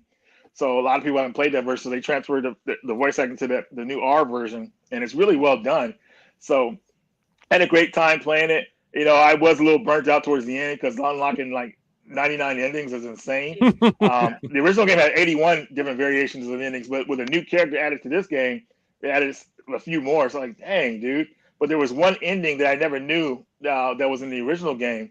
And I found out about it on the PSP version, but there's an ending where, have you guys played Star Ocean R? I mean, Star Ocean: The Second Story at all? So I played I want to say I played at least halfway through it. There was a moment where there was like world catastrophe happened. Yes. And that's unfortunately when I stopped playing. And that you can blame this guy because I started dating him. So, you know, I never finished it. Well, here's the thing. What I was getting to is that the game has an ending called Gather Up. And that's when all your characters meet up with each other after the events of the game if you have enough affinity points with everybody. And I never knew that it was in the original game, so I unlocked it in the PSP version. And then, of course, I unlocked it in this one. So it was amazing, like seeing that ending, because if I'd known it back in the day, I would have been blown away. But information back before the internet was popular was scarce, so I had no idea it existed. So, you know, little things like that. But sorry, I've been going off on Star Ocean. I love it. Yeah, sorry. I want to touch on what Andy just said, and this is going back to the whole Nintendo suing. He brought up a point that companies like to sue when they're about to release something new where the thing they're trying to sue could harm its sales. So maybe we are getting a new Switch soon. Or a new system. It's been rumored. Like I'm stopped reading posts on Twitter about the new Switch because it's trending every single day at this point. It's like GTA 6 has been trading since 2017, you know. Yeah, GTA 6. Wow. So Nintendo said that like Tears of the Kingdom goes down to like 1 million or 2 million times a week before it came out because of this thing. So I mean, I understand why they're upset. Like, man, but like, it's one of those things where it's like trying to hold back the ocean. You will never stop emulation. You will never. Just get it through your heads. You will never stop. It's whack-a-mole. If you stop it, 2 more will pop up, 3 more will pop up. Someone else will do it. It's just like all you're doing is creating a more gap in interest the market for someone else to do it too. Yeah, and it's like, and it's also the genie's out of the bottle. The technology's already out there, so someone can reverse engineer what's already out there and release a different version of it. It's like it's just you can't do it. So I don't know. It's like a pointless fight. Like all you can do is treat your customers really well and try to encourage people to want to purchase your products. And I don't know how. I know it's easier said than that's done. I know that, but like you have loyal customers already. Like, I can't tell you how many people I know. Maybe it's just obviously because of the circle I run with. I know lots of people have a wall full of red Switch games. Okay, they're doing fine. Nintendo's fine. They're not on the cusp of bankruptcy. Okay, they're fine. So I don't know. I mean, thank goodness for emulation, to be honest with you, because a lot of these games would have been lost over time. You know, I mean, going back to arcade games, if MAME didn't exist, man, how many arcade games would be lost today with no effort to try to like find out about them or whatever like that? And you know, some people like emulation too because the game plays better on emulation. You know, a lot of Switch games play better on the emulation. Like, I believe so. You know, at least you can upscale some. You can upscale them if you have a really powerful PC. You can make them look better than actual. Yeah, think about playing Tears of the Kingdom with 60 frames per second. Like how awesome that experience would be. You know what I mean? Yeah, the PS2 games on the PC because the loading times are insane. The saving isn't a memory card; it just saves to the hard drive. Yeah. There's so many quality of life things that you don't realize we have in modern technology that we didn't have back in the day. Hey guys, we're in the hour 20 mark. We have it. Oh boy, it's about that time. It's time to play Bigsy's quiz.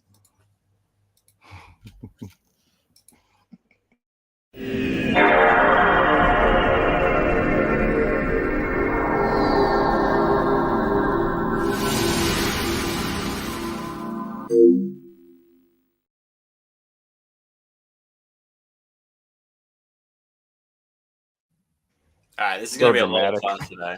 So today is going to be a JRPG special quiz. No surprises there. However, we are going to be doing teams. So the teams are going to be Joe and Reggie, and you're going to be taking on Dan and Elsa. So this should be a lot of fun. All right, before we start, we will get Chat's question up first. So this question is for Chat.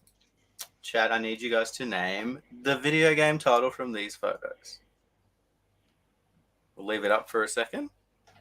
First person to get the full title will get a point. All right, guys. Dan and Elsa, you're our guests today. Would you guys like to go first or second?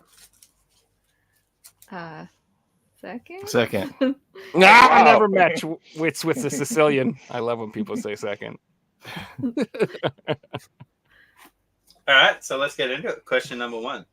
So first 2 questions, I'm going to show you guys screenshots of video games, and you have to tell me what video game the screenshots from. So Joe and Reggie. Okay. Yeah. That's an easy one. What do you think it is? Is it Ni no Kuni? It is 100%. That is Ni no Kuni 1, correct? Yes, easy question. Yes, right on. So when you say it's easy, now I'm nervous about answering because I feel dumb if I'm not right. All right, moving on to question 2. Dan and Elsa, this one's for you guys. Okay.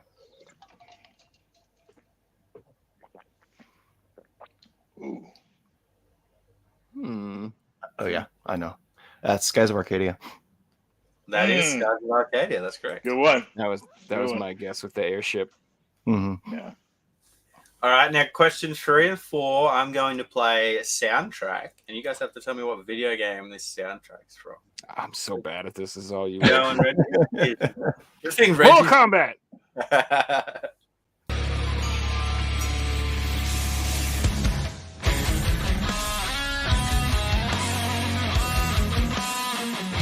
I can't hear RPG? Oh, you can't hear it? RPG. I think because I have headphones and maybe it cuts it out for some weird reason. Play it again. I might We'll find know out. it.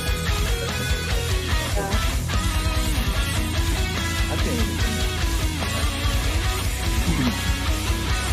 I can sing it for you, Reggie. It goes. It's like really heavy with guitar. And it's called the Metal Remix. All right, I'm gonna turn on my headset and see if it'll pop through my phone. Yeah, I'll play it one more time. Let me know when you're ready.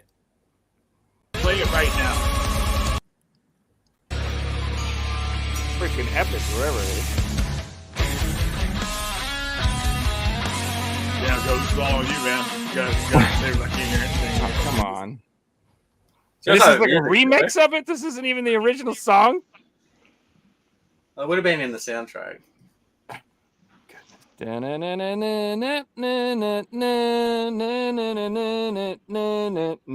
Come on, Reggie. See, that sounds familiar. It does, dude. Is it part of the RPG games or just a random? I think it's Final Fantasy VI, man, And but RPG. I'm guessing. I think it's Final Fantasy VI, but I could be Go wrong. for it. Final Fantasy 6 is incorrect. Oh. I'll hand it over to Dan and Elsa for the steal. Sorry, Reggie. I think it's Arc the Lad Twilight of the Spirits. Oh, That is incorrect as well. Oh. Ah. Correct answer was Oh. Oh my god. I would have never guessed that because I didn't play that Yeah, game. I haven't played that, so I it was do the not Metal recall. Remix in that But she game. said Arc the Lad Twilight of the Spirits, man. Like barely anybody knows about that game. That's a great game. All she plays is RPGs. Yeah. Elisa equals RPGs. Yeah. I haven't love played it. all the RPGs. That's impossible. There's not enough time in this world. No, No. no, in our lives. No, and especially if you want to like fully do an RPG, it's like 100 Yeah. plus hour experience. Yeah. Moving on to question 4. Dan and Elsa, this one's for you guys.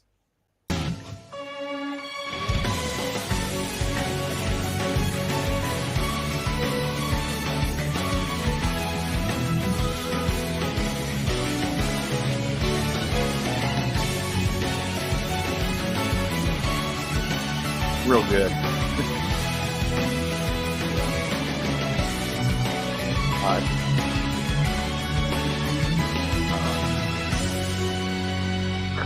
You hear that, Reggie? No, I don't hear anything when it comes to the music. Shadow games? You're on your end, Jay. I think Yes, so. I suck at this. I think you're right. It's definitely PS2 era. I think it's. Wait. I can listen Is to it- this on the if I watch the stream. Is it Shadow Hearts? Not Shadow Hearts. Mm. Oh. Hand it over to Joe and Reggie for the steal. Hold Let me on, know let when Reggie.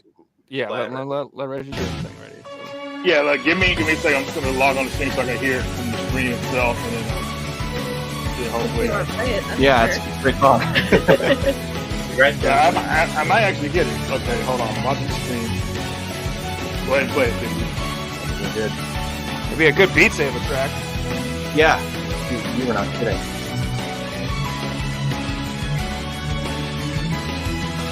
Oh, dang it. dang phone is hooked to the Bluetooth as well.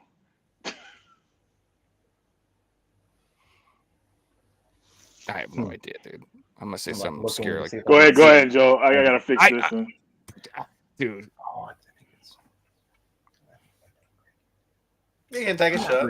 three. Oh, maybe. Yeah.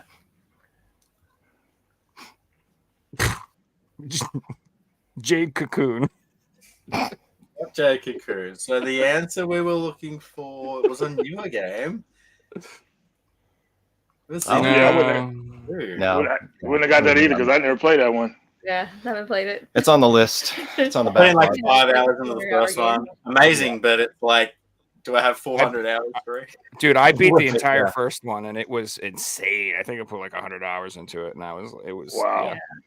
But I will say that I love the way they did they did like the DLC expansion for that game, like actually released it on a physical card as its own. Yeah, dude, that's so cool. That's what I mean by like that's how I wish DLC was. It was like its own little game, and it still was released physically, and you could buy it, and it doesn't just exist in the digital world like that. Like, I thought that was really cool. Yeah. Yeah, please tell me this next category is not music because I suck at the music. Yeah, unless it's like Nintendo music, I'm screwed. All right, question 5, Joe and Reggie. This one's for you guys. I've got a question for you guys. In the first Kingdom Hearts game, what was the first Disney World you traveled to? No clue. Wow, that's crazy. Okay, so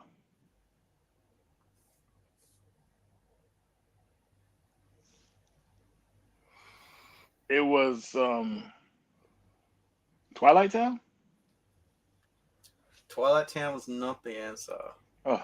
And this one I never played it, so again, in the first Kingdom Hearts game, what was the first Disney World you traveled to?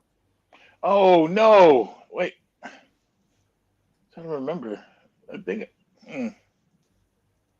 What do you guys think? Your turn. I know it now. I know what it's called now. Dang it! Yeah, it's is it ours? Yep. Mm-hmm. Oh, it's Alice in Wonderland. Correct answer is Alice in Wonderland. Ding, ding, ding. Yeah. Platforming and camera angles was terrible, though. Oh yeah, I couldn't. I mean, Twilight Town is technically right, but it wasn't the first Disney World you went to. It was, yeah. Probably like the first area, but not the yeah. That's tough. All right, question 6, Dan and Elsa. This one's for you guys. What was the first PlayStation 1 traditional JRPG title released in the US in 1995?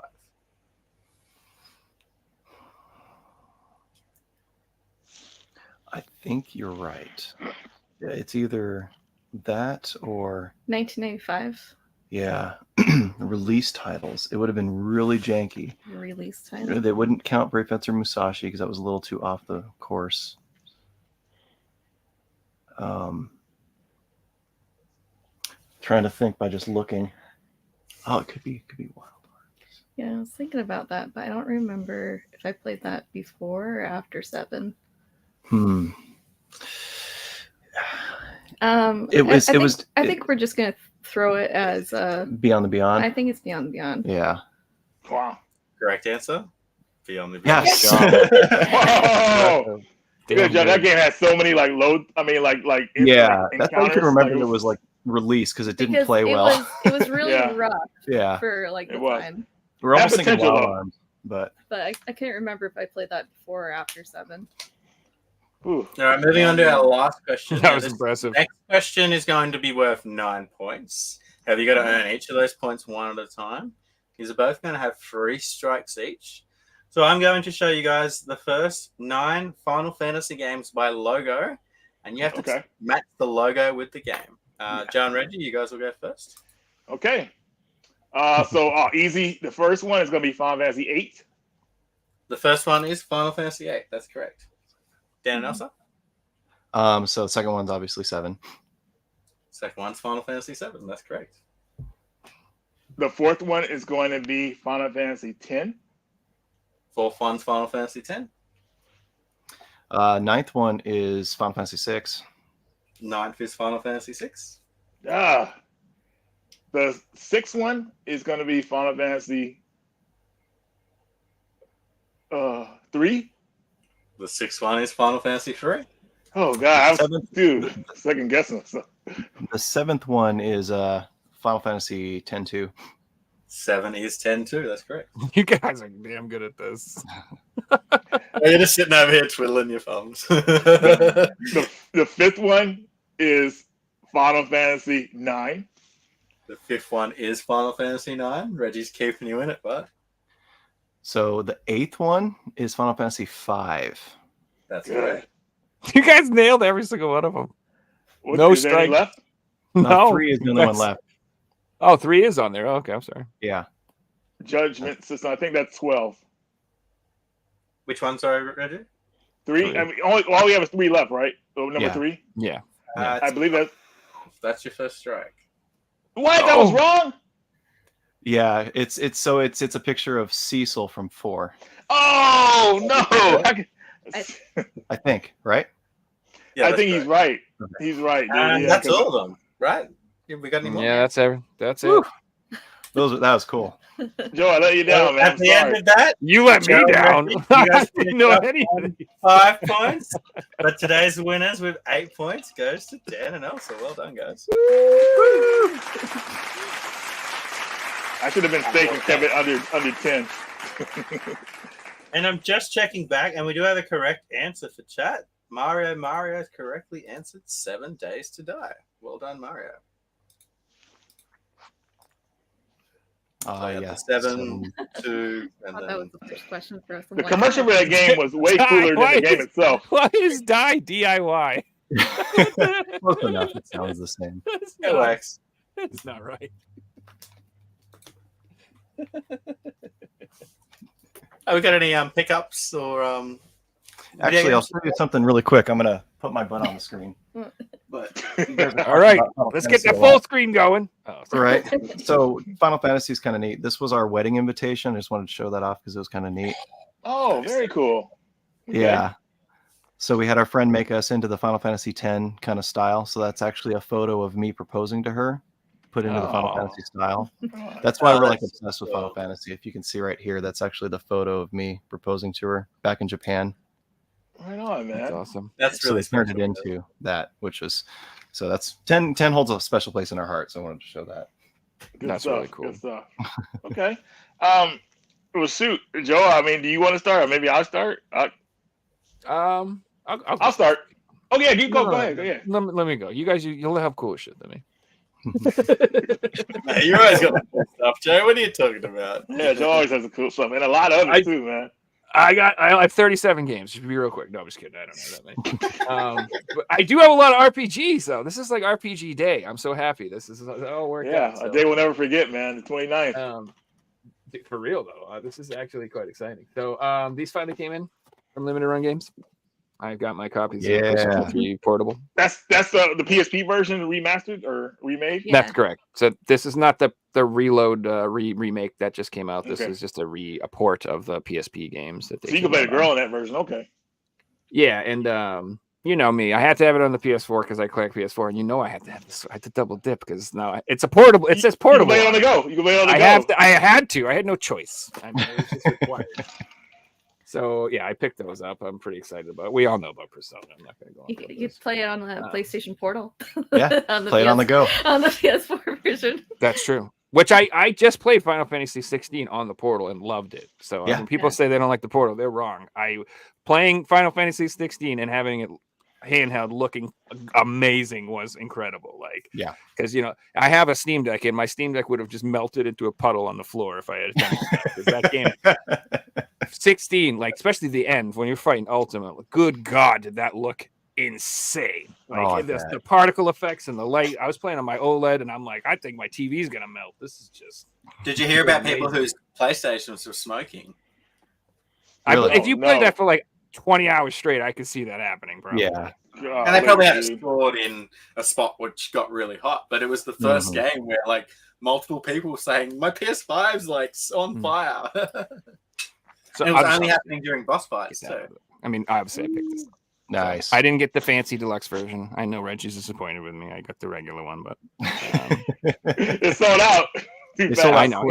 It literally when I went to buy it, it was sold out. Everybody. It came back into stock a few times, but I was like, I'll buy it. I'll pick up a copy of it. I'm sure someday. But anyway, gonna play this as soon. It's already installed. Can't wait to play it. Very nice. We'll hear all about it next show. This went on sale on Woot for $25, so I had to pick this. I've been eyeballing this for this is Prime Machina. What is that about? It is a like mech robot type themed RPG, as far as I know. Okay.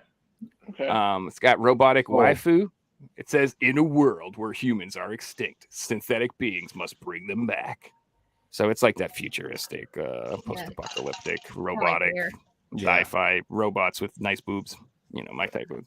They all have pink eye, too. Yep. Pink eye.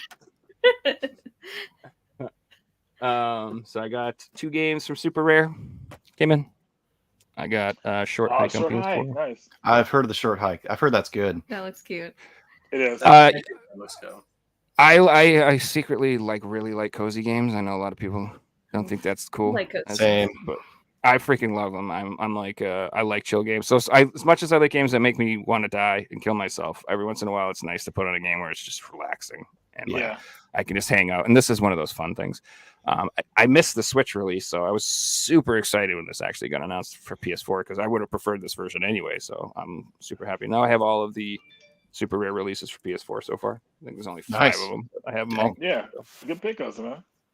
And then this is like a point and click adventure. Those are fun. They're really funny.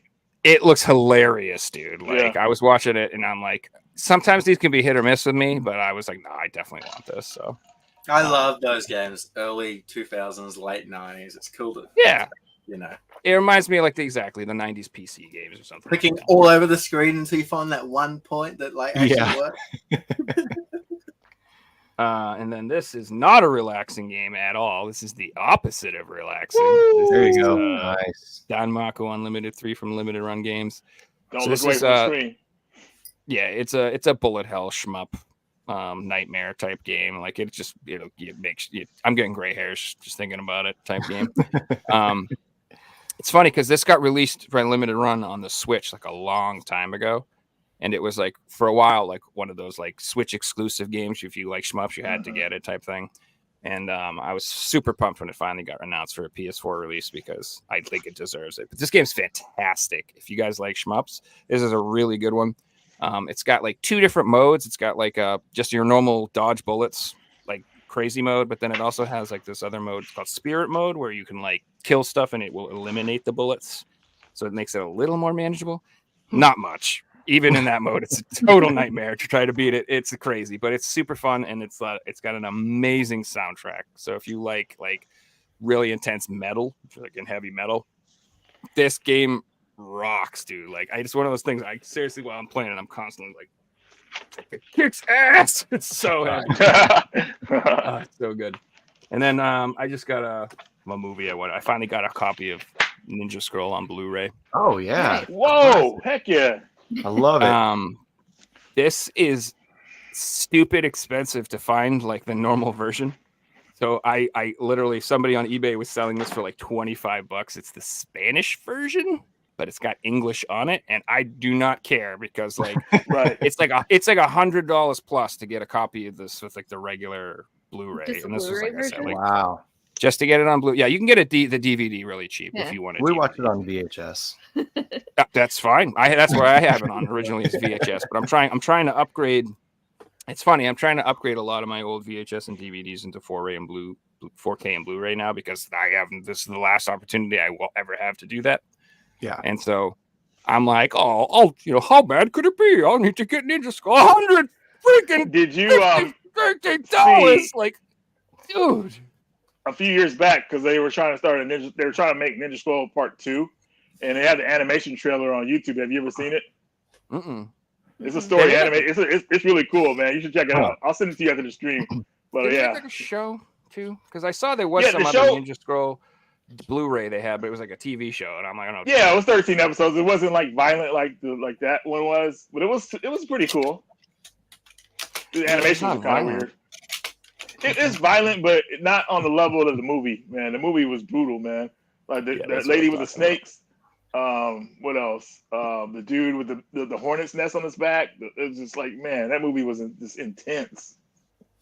Yeah, so that's when I back in the day, like anime, that's what we had. I had like this Akira, Wicked Spriggan. City, Good old Nausicaa, Spriggan. Yeah. Wicked Yeah, City. Spriggan, Whoa, man. yeah, Record of Lodoss War. Like Mhm. I had some. That's like all there was. Like there wasn't like 50,000 seats. Well, there was shows in Japan, but they weren't translated in English. Like you could get Dragon Ball VHS tapes and stuff, but like Yeah. that was it. And it was like slim pickings. And so those first few animes, like just I don't know, they have a huge part of my life. Like a for me, 'cause nostalgia I'm thing. so They don't have to be yeah, as dude. And I watched them. you remember them. I watched them so many times, just over and over and over again. So We're pretty big. I got into some it, more too. PS1 games to show you guys. I mean, going through my entire PS1 collection, and we're currently up to F. We just finished Final Fantasy last podcast, so moving on from Final Fantasy, we have Fisherman's Bait 3. Okay. It's a Konami title. It fits under my rule of it was a less than $10 black label complete PS1 game, so it goes into the collection. did you say it's as good as Final Fantasy VII? Better. This was fun though. Here we have Freestyle Motocross McGrath vs. Pastrama. There was a lot of these titles in the PS1 2 era, and that was so much fun. I don't know. And this is in the Australian small case, this one. Nice. Oh, yeah, wow. Okay. That's rare. Yeah, Because you it goes don't alone. have them too often. Oh, this next one's pretty cool. Here we have Future Racer. I got that one. That was a good one. Yeah, Wow. that was a fun one. And I believe this is a is it? No, it's not. That is the official cover. It has a weird cover. I thought it was like a select type cover, but that is the cover. Yeah. That's like one Yeah, you genre race that you can with still find robots. cheap games. It's kind of fun. I love racing games and arcade racing games, and I still love that. That's like I said, one of the only genres you can still find games for cheap. People are like, this looks fun. It's only $10. I look Hallelujah. at these games, and this one's got the price tag that I paid originally on it. So I picked this one up in 2016 for $3.50. G Police. And it Wow. is G-Police. That last time I actually had the $5 sticker I paid on it too, so that was kind of cool. Okay. Moving on. Oh, this next series is pretty cool. I haven't got the second one, but I've got Gex. Deep Into the Gecko. cover Gecko. Oh, and Deep- this is Deep the cover, Value okay. series cover. So I don't collect platinum games where they've got the silver spine, but Right. if they've just got the value series, I'll still collect them because they got the black label still. So fits under the. That one went FMV too, because there's like an actress in there with them Oh, nice. doing Didn't Limited FMV Run scenes. Announced they were like, are they remastering them or making a new Gex game? Didn't they say in their show Gex was coming back somehow? Or something like Yeah. that? Yeah. And then So I'm Nintendo just- Direct, you're right. Yeah, I just don't remember if they're Couldn't remastering tell you them. if it's a new one or if it's a. I think it's just a physical on the Switch by Limited Run. Okay. Just Here's the next series that started on the PS1. One of my favorite series today. I was watching my mate play the 7th one in VR last night. Of course, we're talking about Gran Turismo 1 and 2. Can't have a PlayStation 1 collection without these staples. And GTA Gran Turismo 2's got the thick case, which is pretty cool. Moving on to a very iconic series, maybe even more iconic than Gran Turismo, which is saying something. Grand Theft Auto, of course. Here we have the first Grand Oh, Theft heck Auto. yeah. Grand Theft Auto 2. I wasn't the biggest fan of the top-down Grand Theft Autos, but I'm 30, so when these games came out, I was a little kid, and Vice City was the first one I really got into, so it was hard to go back and play them and have the same Right. experience people would have. This next one's pretty cool. It is the Grand Theft Autos Collector's Edition. That's Now, what this I had. includes Yeah. Grand Theft Auto 1, 2, and London, which is London. really cool. Yeah. I love how they got the Rockstar with the 3 color labels on it. That's cool. That game lived by my bedside with the PS1 with the screen, and that's just Yes. There you go. Mhm. That's awesome. Standalone Grand Theft Auto London, of course. And this next one I showed you guys last week on the podcast, but I'll bring it up again. It's probably the most expensive PS1 game I own, and that is the Grand Theft Auto Special double feature, which includes Grand Theft Auto 1 and London 1969. However, this only got released in Australia. It only got a PAL version. And with that, it's got UK and PAL collectors to spend thousands of dollars for it. And yeah, it's a 4-figure game these days. It's pretty crazy. Wow.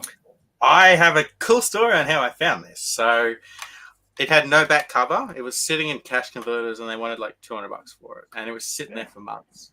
Eventually, I offered them $50 because I met someone on Facebook who had the back cover who was willing to sell it for like $40. So I ended up making the game complete for $90. It had to be the same guy. It had to be the one that owned it. Well, he had like 3 different parts to it and he knew what it was worth. But yeah, we made a deal. I told him what was at cash. He's like, you go buy that. You can have this for $40. That's awesome. Now, I was going to stop there, but I decided to add one more game today because it was a JRPG. And of course, we're talking about Grandeur on the PS1. Yeah. Oh, that came on, pal. Wow. Amazing title.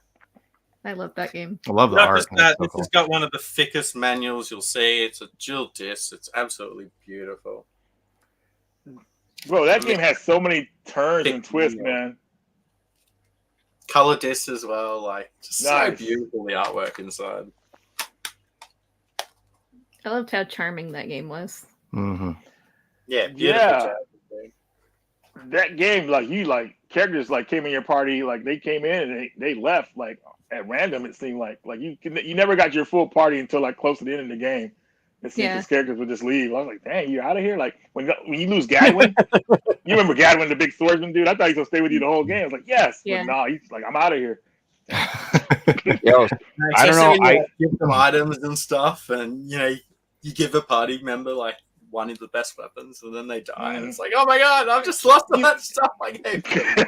The Fire Emblem games. Yes.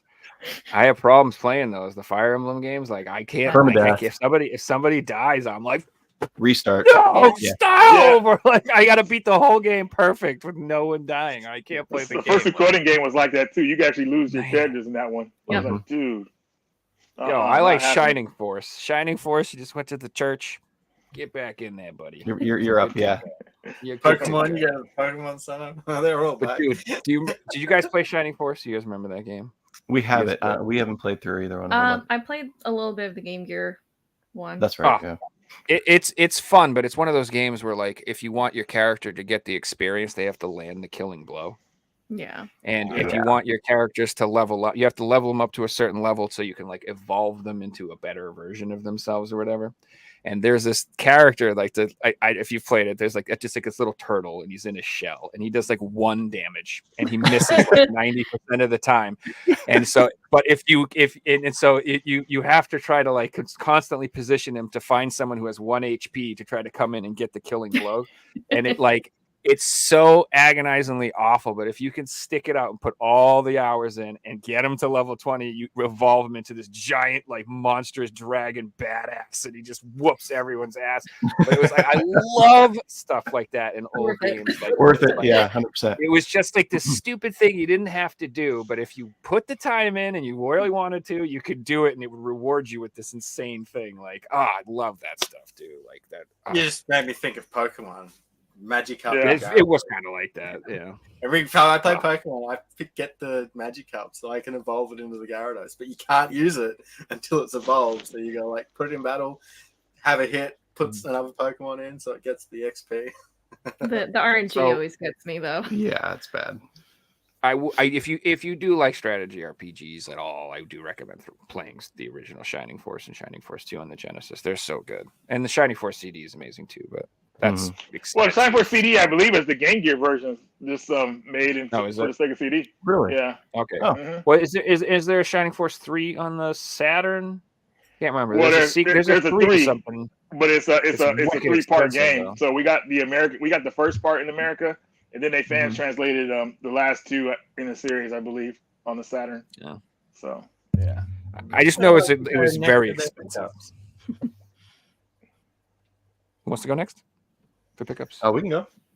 Oh, yeah. We just recently last weekend we tried to visit every GameStop in our town in one day, like open to close, and there are 34 of them in the valley. Woo. That's a big town. So we didn't make it all the way to 34, but we did pick up some cool stuff. So I'll take this one. take a couple. Take the RPGs. Yeah, she'll take the RPGs. Can I just ask, does your GameStop sell retro games or just new games? So we visited about 24 of them, and amongst that, 6 of them had actual retro, like Super Nintendo, NES. I'm excited. Kind of sweet. Even Saturn, like we saw some Saturn, which is crazy. Yeah, just like a loose disc. Yeah. Mhm. So picked to up see Dead Saturn. Cells Castlevania. Nice. I've been wanting this one. I haven't played Dead Cells at all, but I do Castlevania, and GameStop has these, so we had to get it. Dude, Dead Cells is amazing. I love that. That's what I've heard, but I gotta, like, when I play a Castlevania or a Metroidvania, I gotta step away from it for like games and then go back into the next one. That game's hard though. I'm not gonna lie. It's definitely hard. Yeah. Like I still haven't like fully beat it. I don't think. Right. So I just picked up the Apollo Oh, Ace nice. Attorney trilogy? trilogy, Yeah. which I think these were the 3DS games that didn't get a physical copy Mm-hmm. in the US. That So got maybe it was- Japanese and a region 3 release that plays in English, right? Yeah. Pretty sure that's the version I picked up prior to Yeah. the Western release coming out. Oh, these are the Apollo ones. We Just love the it. Apollo ones, not the Phoenix, right? Not the Phoenix, Yeah. right? Yeah. Yeah. Picking the other ones. So like the Protege trilogy. Yeah. Nice. So excited to get that one. This next one's kind of a hidden gem. So I'm going You can't use that. to use it anyways. I'm a huge Picross fan. I know it's weird. That's like my Loves puzzle games. I love puzzle games, but if I'm having a crappy day at work or I'm just like overly, like my brain's going crazy, I play Picross. This game, Murder by Numbers. You guys heard of it? No. Mm-mm.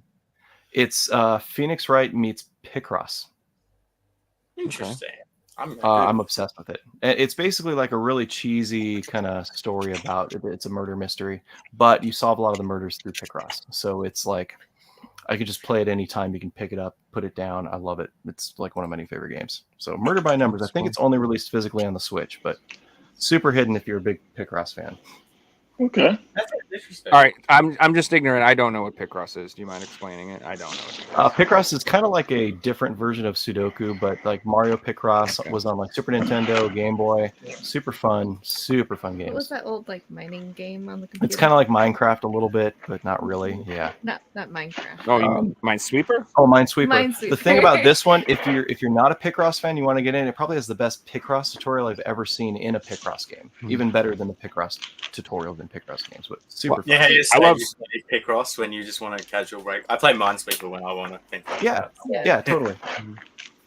Yeah, I love Minesweeper. Actually, I like it. Yeah. I played Minesweeper like All 3 its days physical ago. collectors. Dude, Minesweeper. What's your experts? I got 118 seconds. That's the best I've ever done. That's awesome.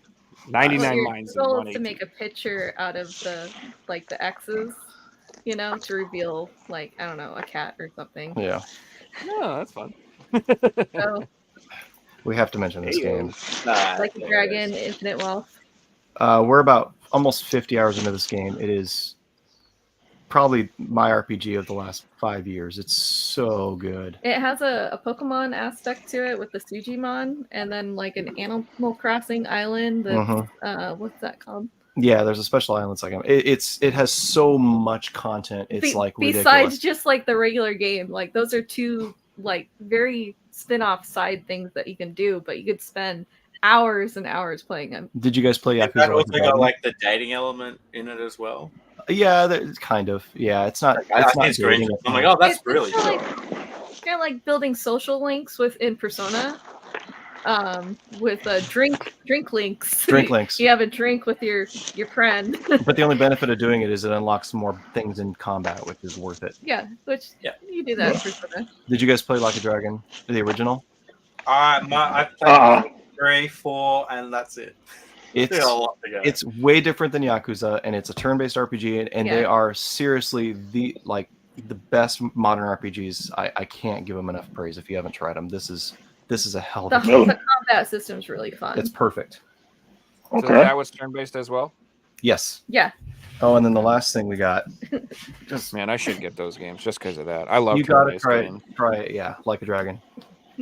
Heyo. Persona. There it is. Big bang. Bang, bang, bang. This is the Reload edition with a The Aegis edition. Yeah. So. And that's a remake of Persona 3, like a pure remake. Yeah. Wow. She's a Persona player. What's your favorite Persona game? The original one. So I'm not interested in the PSP version. I want the remake, and it's getting a retail release over here. So I'm like, let's buy that. You know, I know not everyone will agree with me, but I really loved Persona 5. Me too. Yeah, cool. I like Persona. I loved it, dude. Like I played love it 3, twice. 4. I love them all, but I think 5 was my favorite. And you put like 270 hours into Oh that. yeah, I put way too much time into it.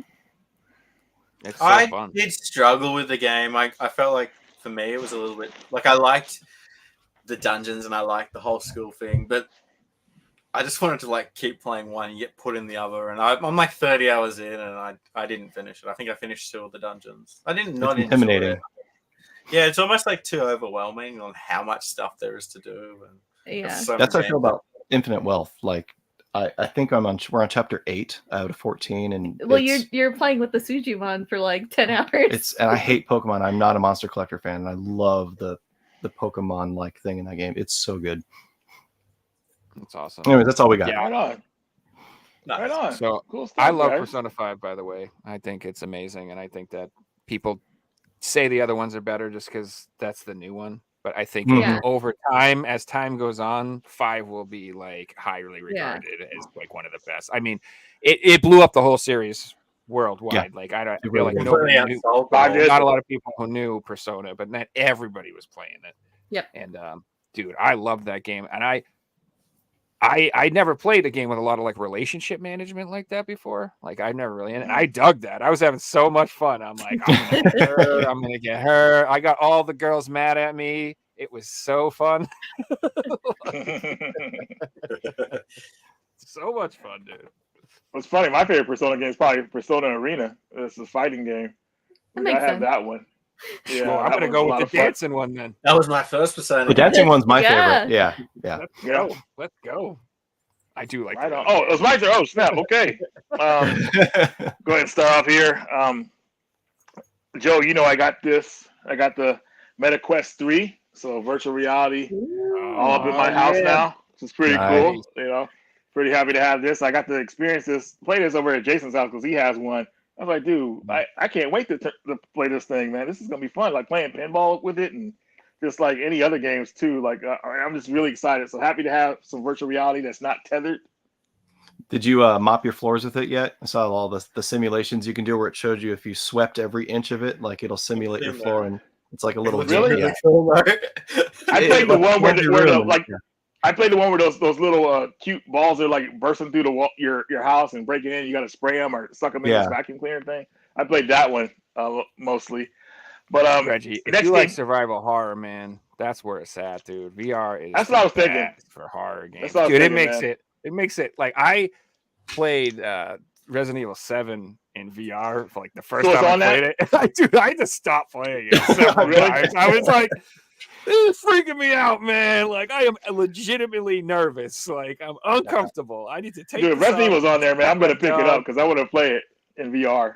Oh, Yeah. 7 was freaking terrifying, dude. Like, 4's in it now too. I think you can play Oh my 4 in God. it, right? 4 is Yeah. you can play Village 4. Yeah, like all of them.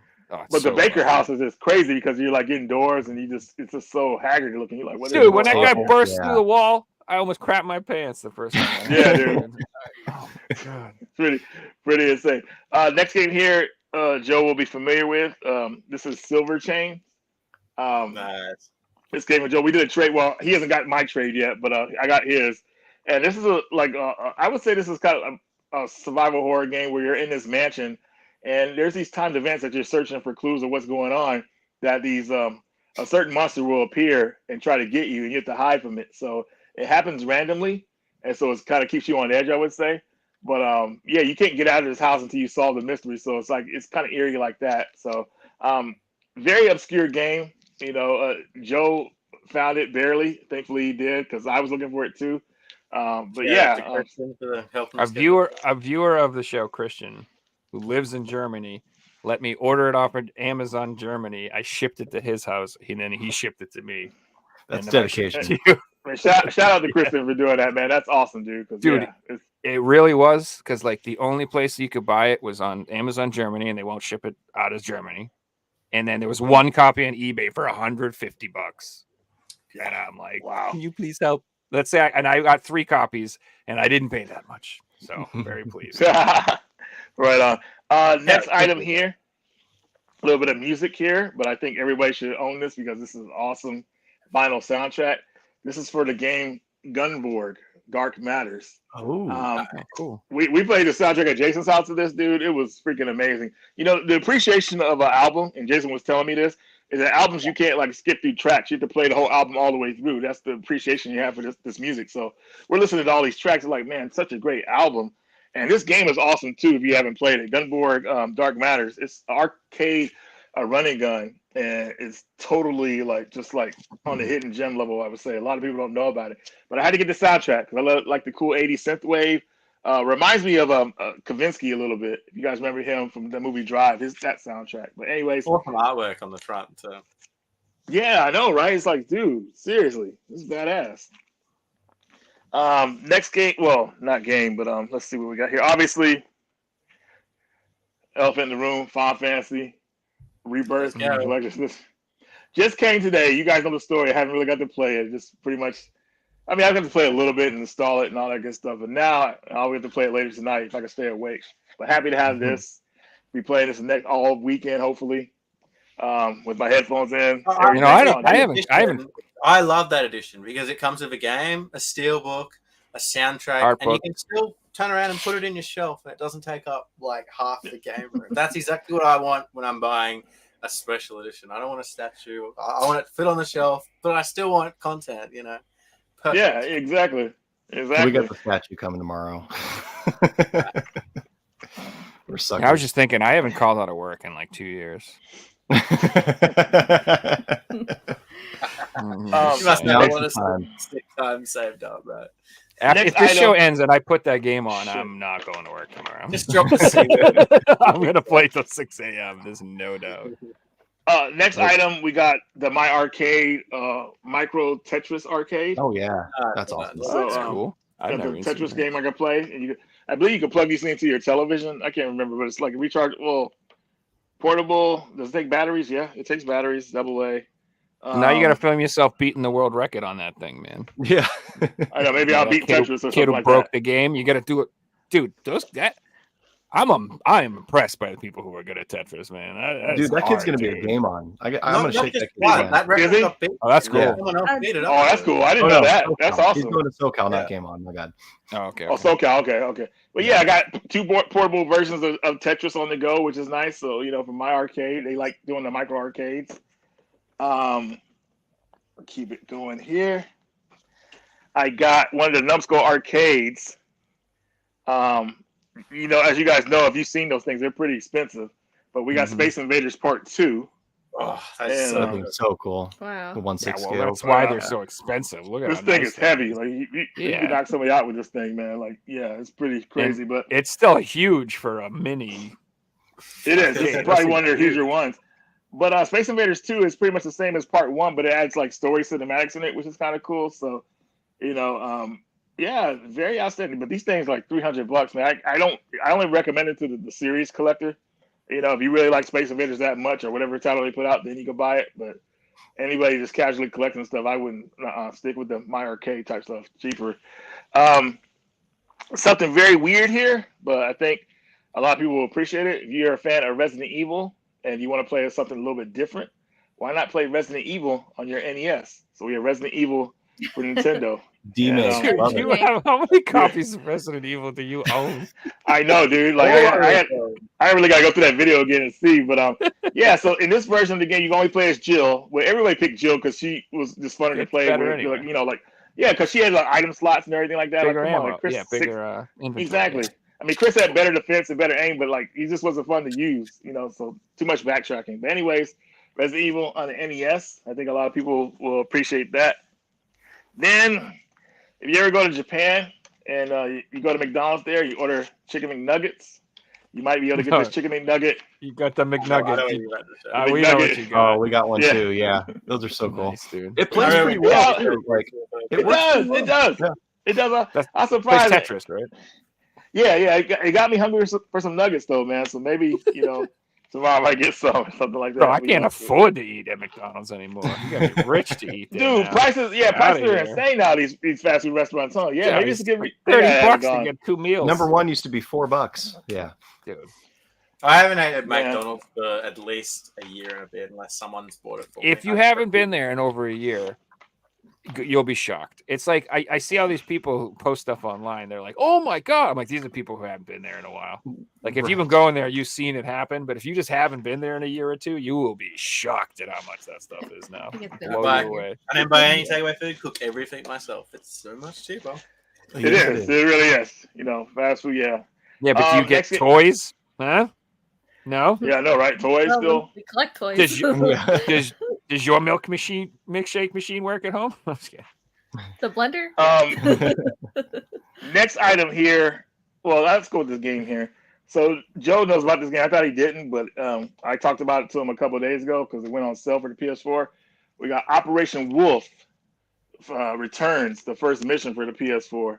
Remember Operation Wolf? Sale, dude. I'm gonna ask. I missed the sale on that. It's up to 40 again. Are you serious for the PS4 version? Yeah, it's back up to 40. It'll go back down again because I don't think anyone knows about it, and it's not really selling. But the Switch version was on sale for 30.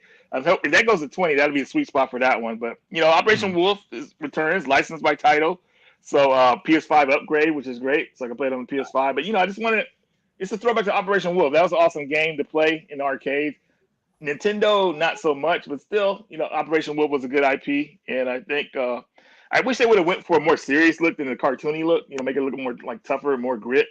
But we'll see how it plays. It's still sealed because I didn't throw this in because obviously I threw Final Fantasy VII Rebirth in instead. So I had to install this one a little bit later.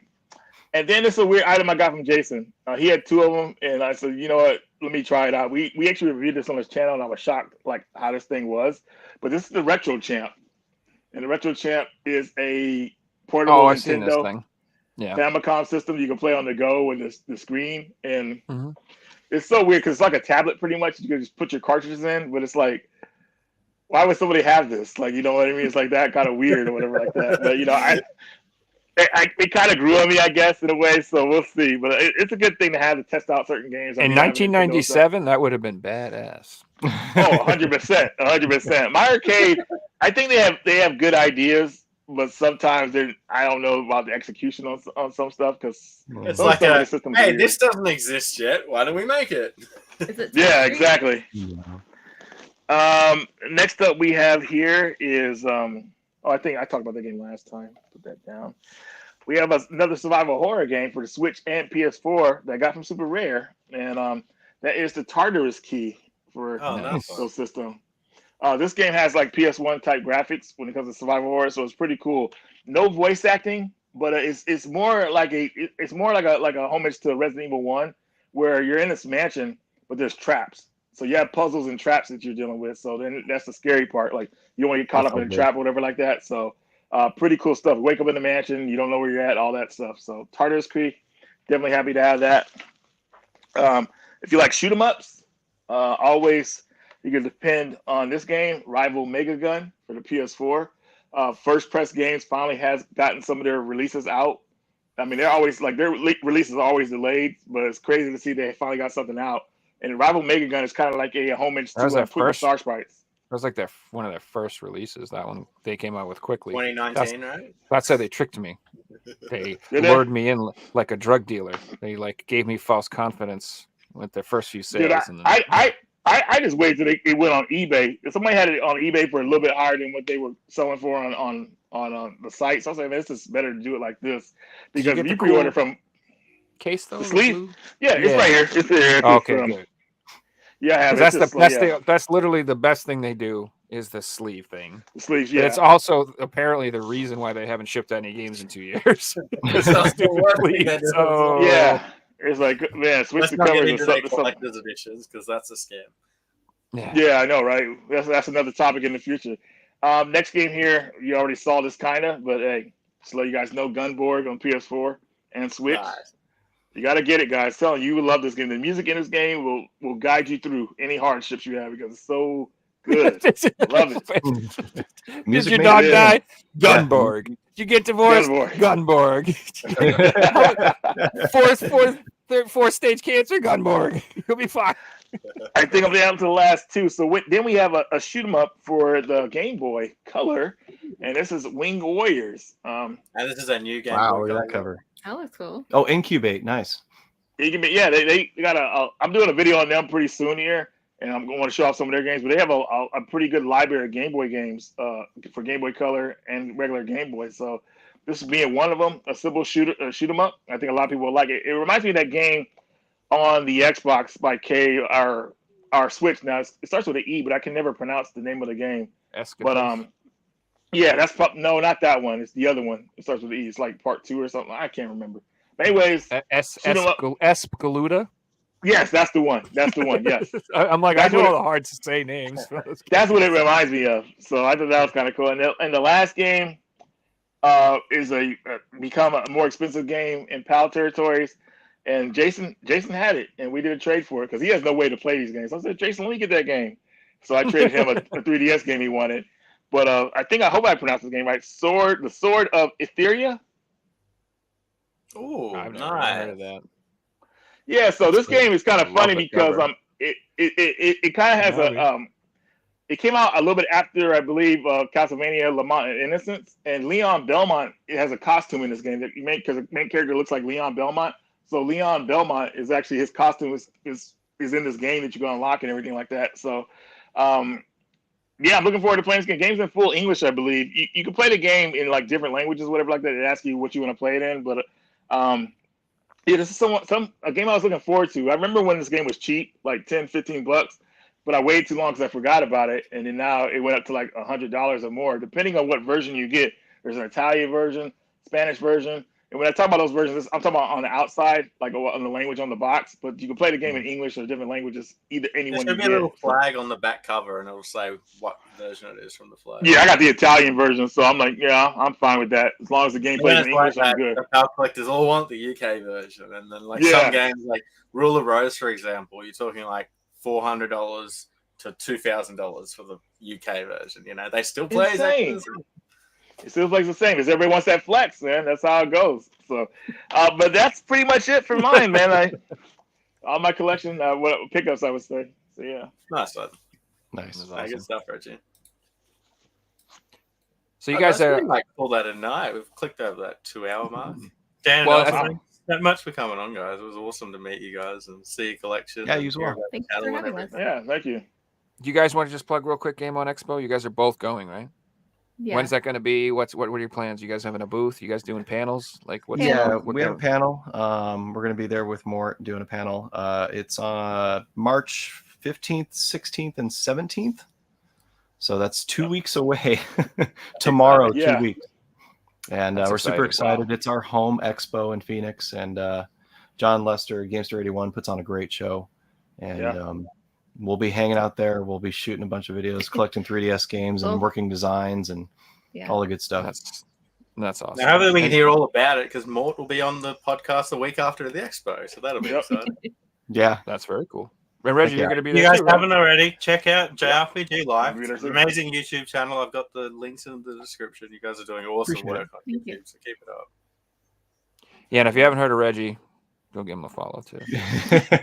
Yeah, give me a follow or something. Yeah, if you like. We need to get Reggie to 500,000 now. Come on, baby, 100K ain't enough. Let's go. It never ends. I felt like I was good to go. Like when I hit 100, I was like, man, this is perfect. I'll stay here. Just chill. Everybody's bumping me up to go to like more. Have you got your plaque from YouTube yet? Yeah, I had the plaque for months. I just haven't shown it to anybody because I was going to do a video where I kind of say we reached 100,000 and thank everybody. I'm still waiting on doing that video for a couple of reasons, but yeah, it's coming. That's awesome.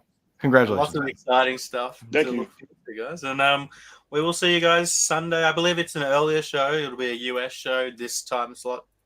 Saturday night for Americans, or Sunday afternoon if you're in Australia, or a weird time if you're in Europe. Thanks everyone for watching, and we'll see you guys in the next one. Peace. Night, everybody. Bye. Bye, guys.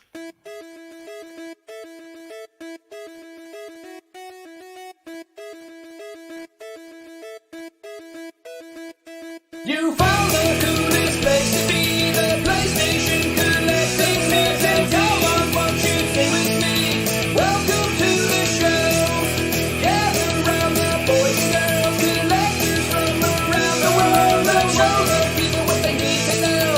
Welcome to the show. Gonna talk to guests, only got the best. Gonna put their knowledge to the test. Gonna laugh at needs, gonna listen dreams, gonna show you things you've never seen. Gonna sing a song to the break of dawn. Gonna rock this party all night long. So come on everybody, let me see you dance. Get yourself ready, you can one more chance. You found the cool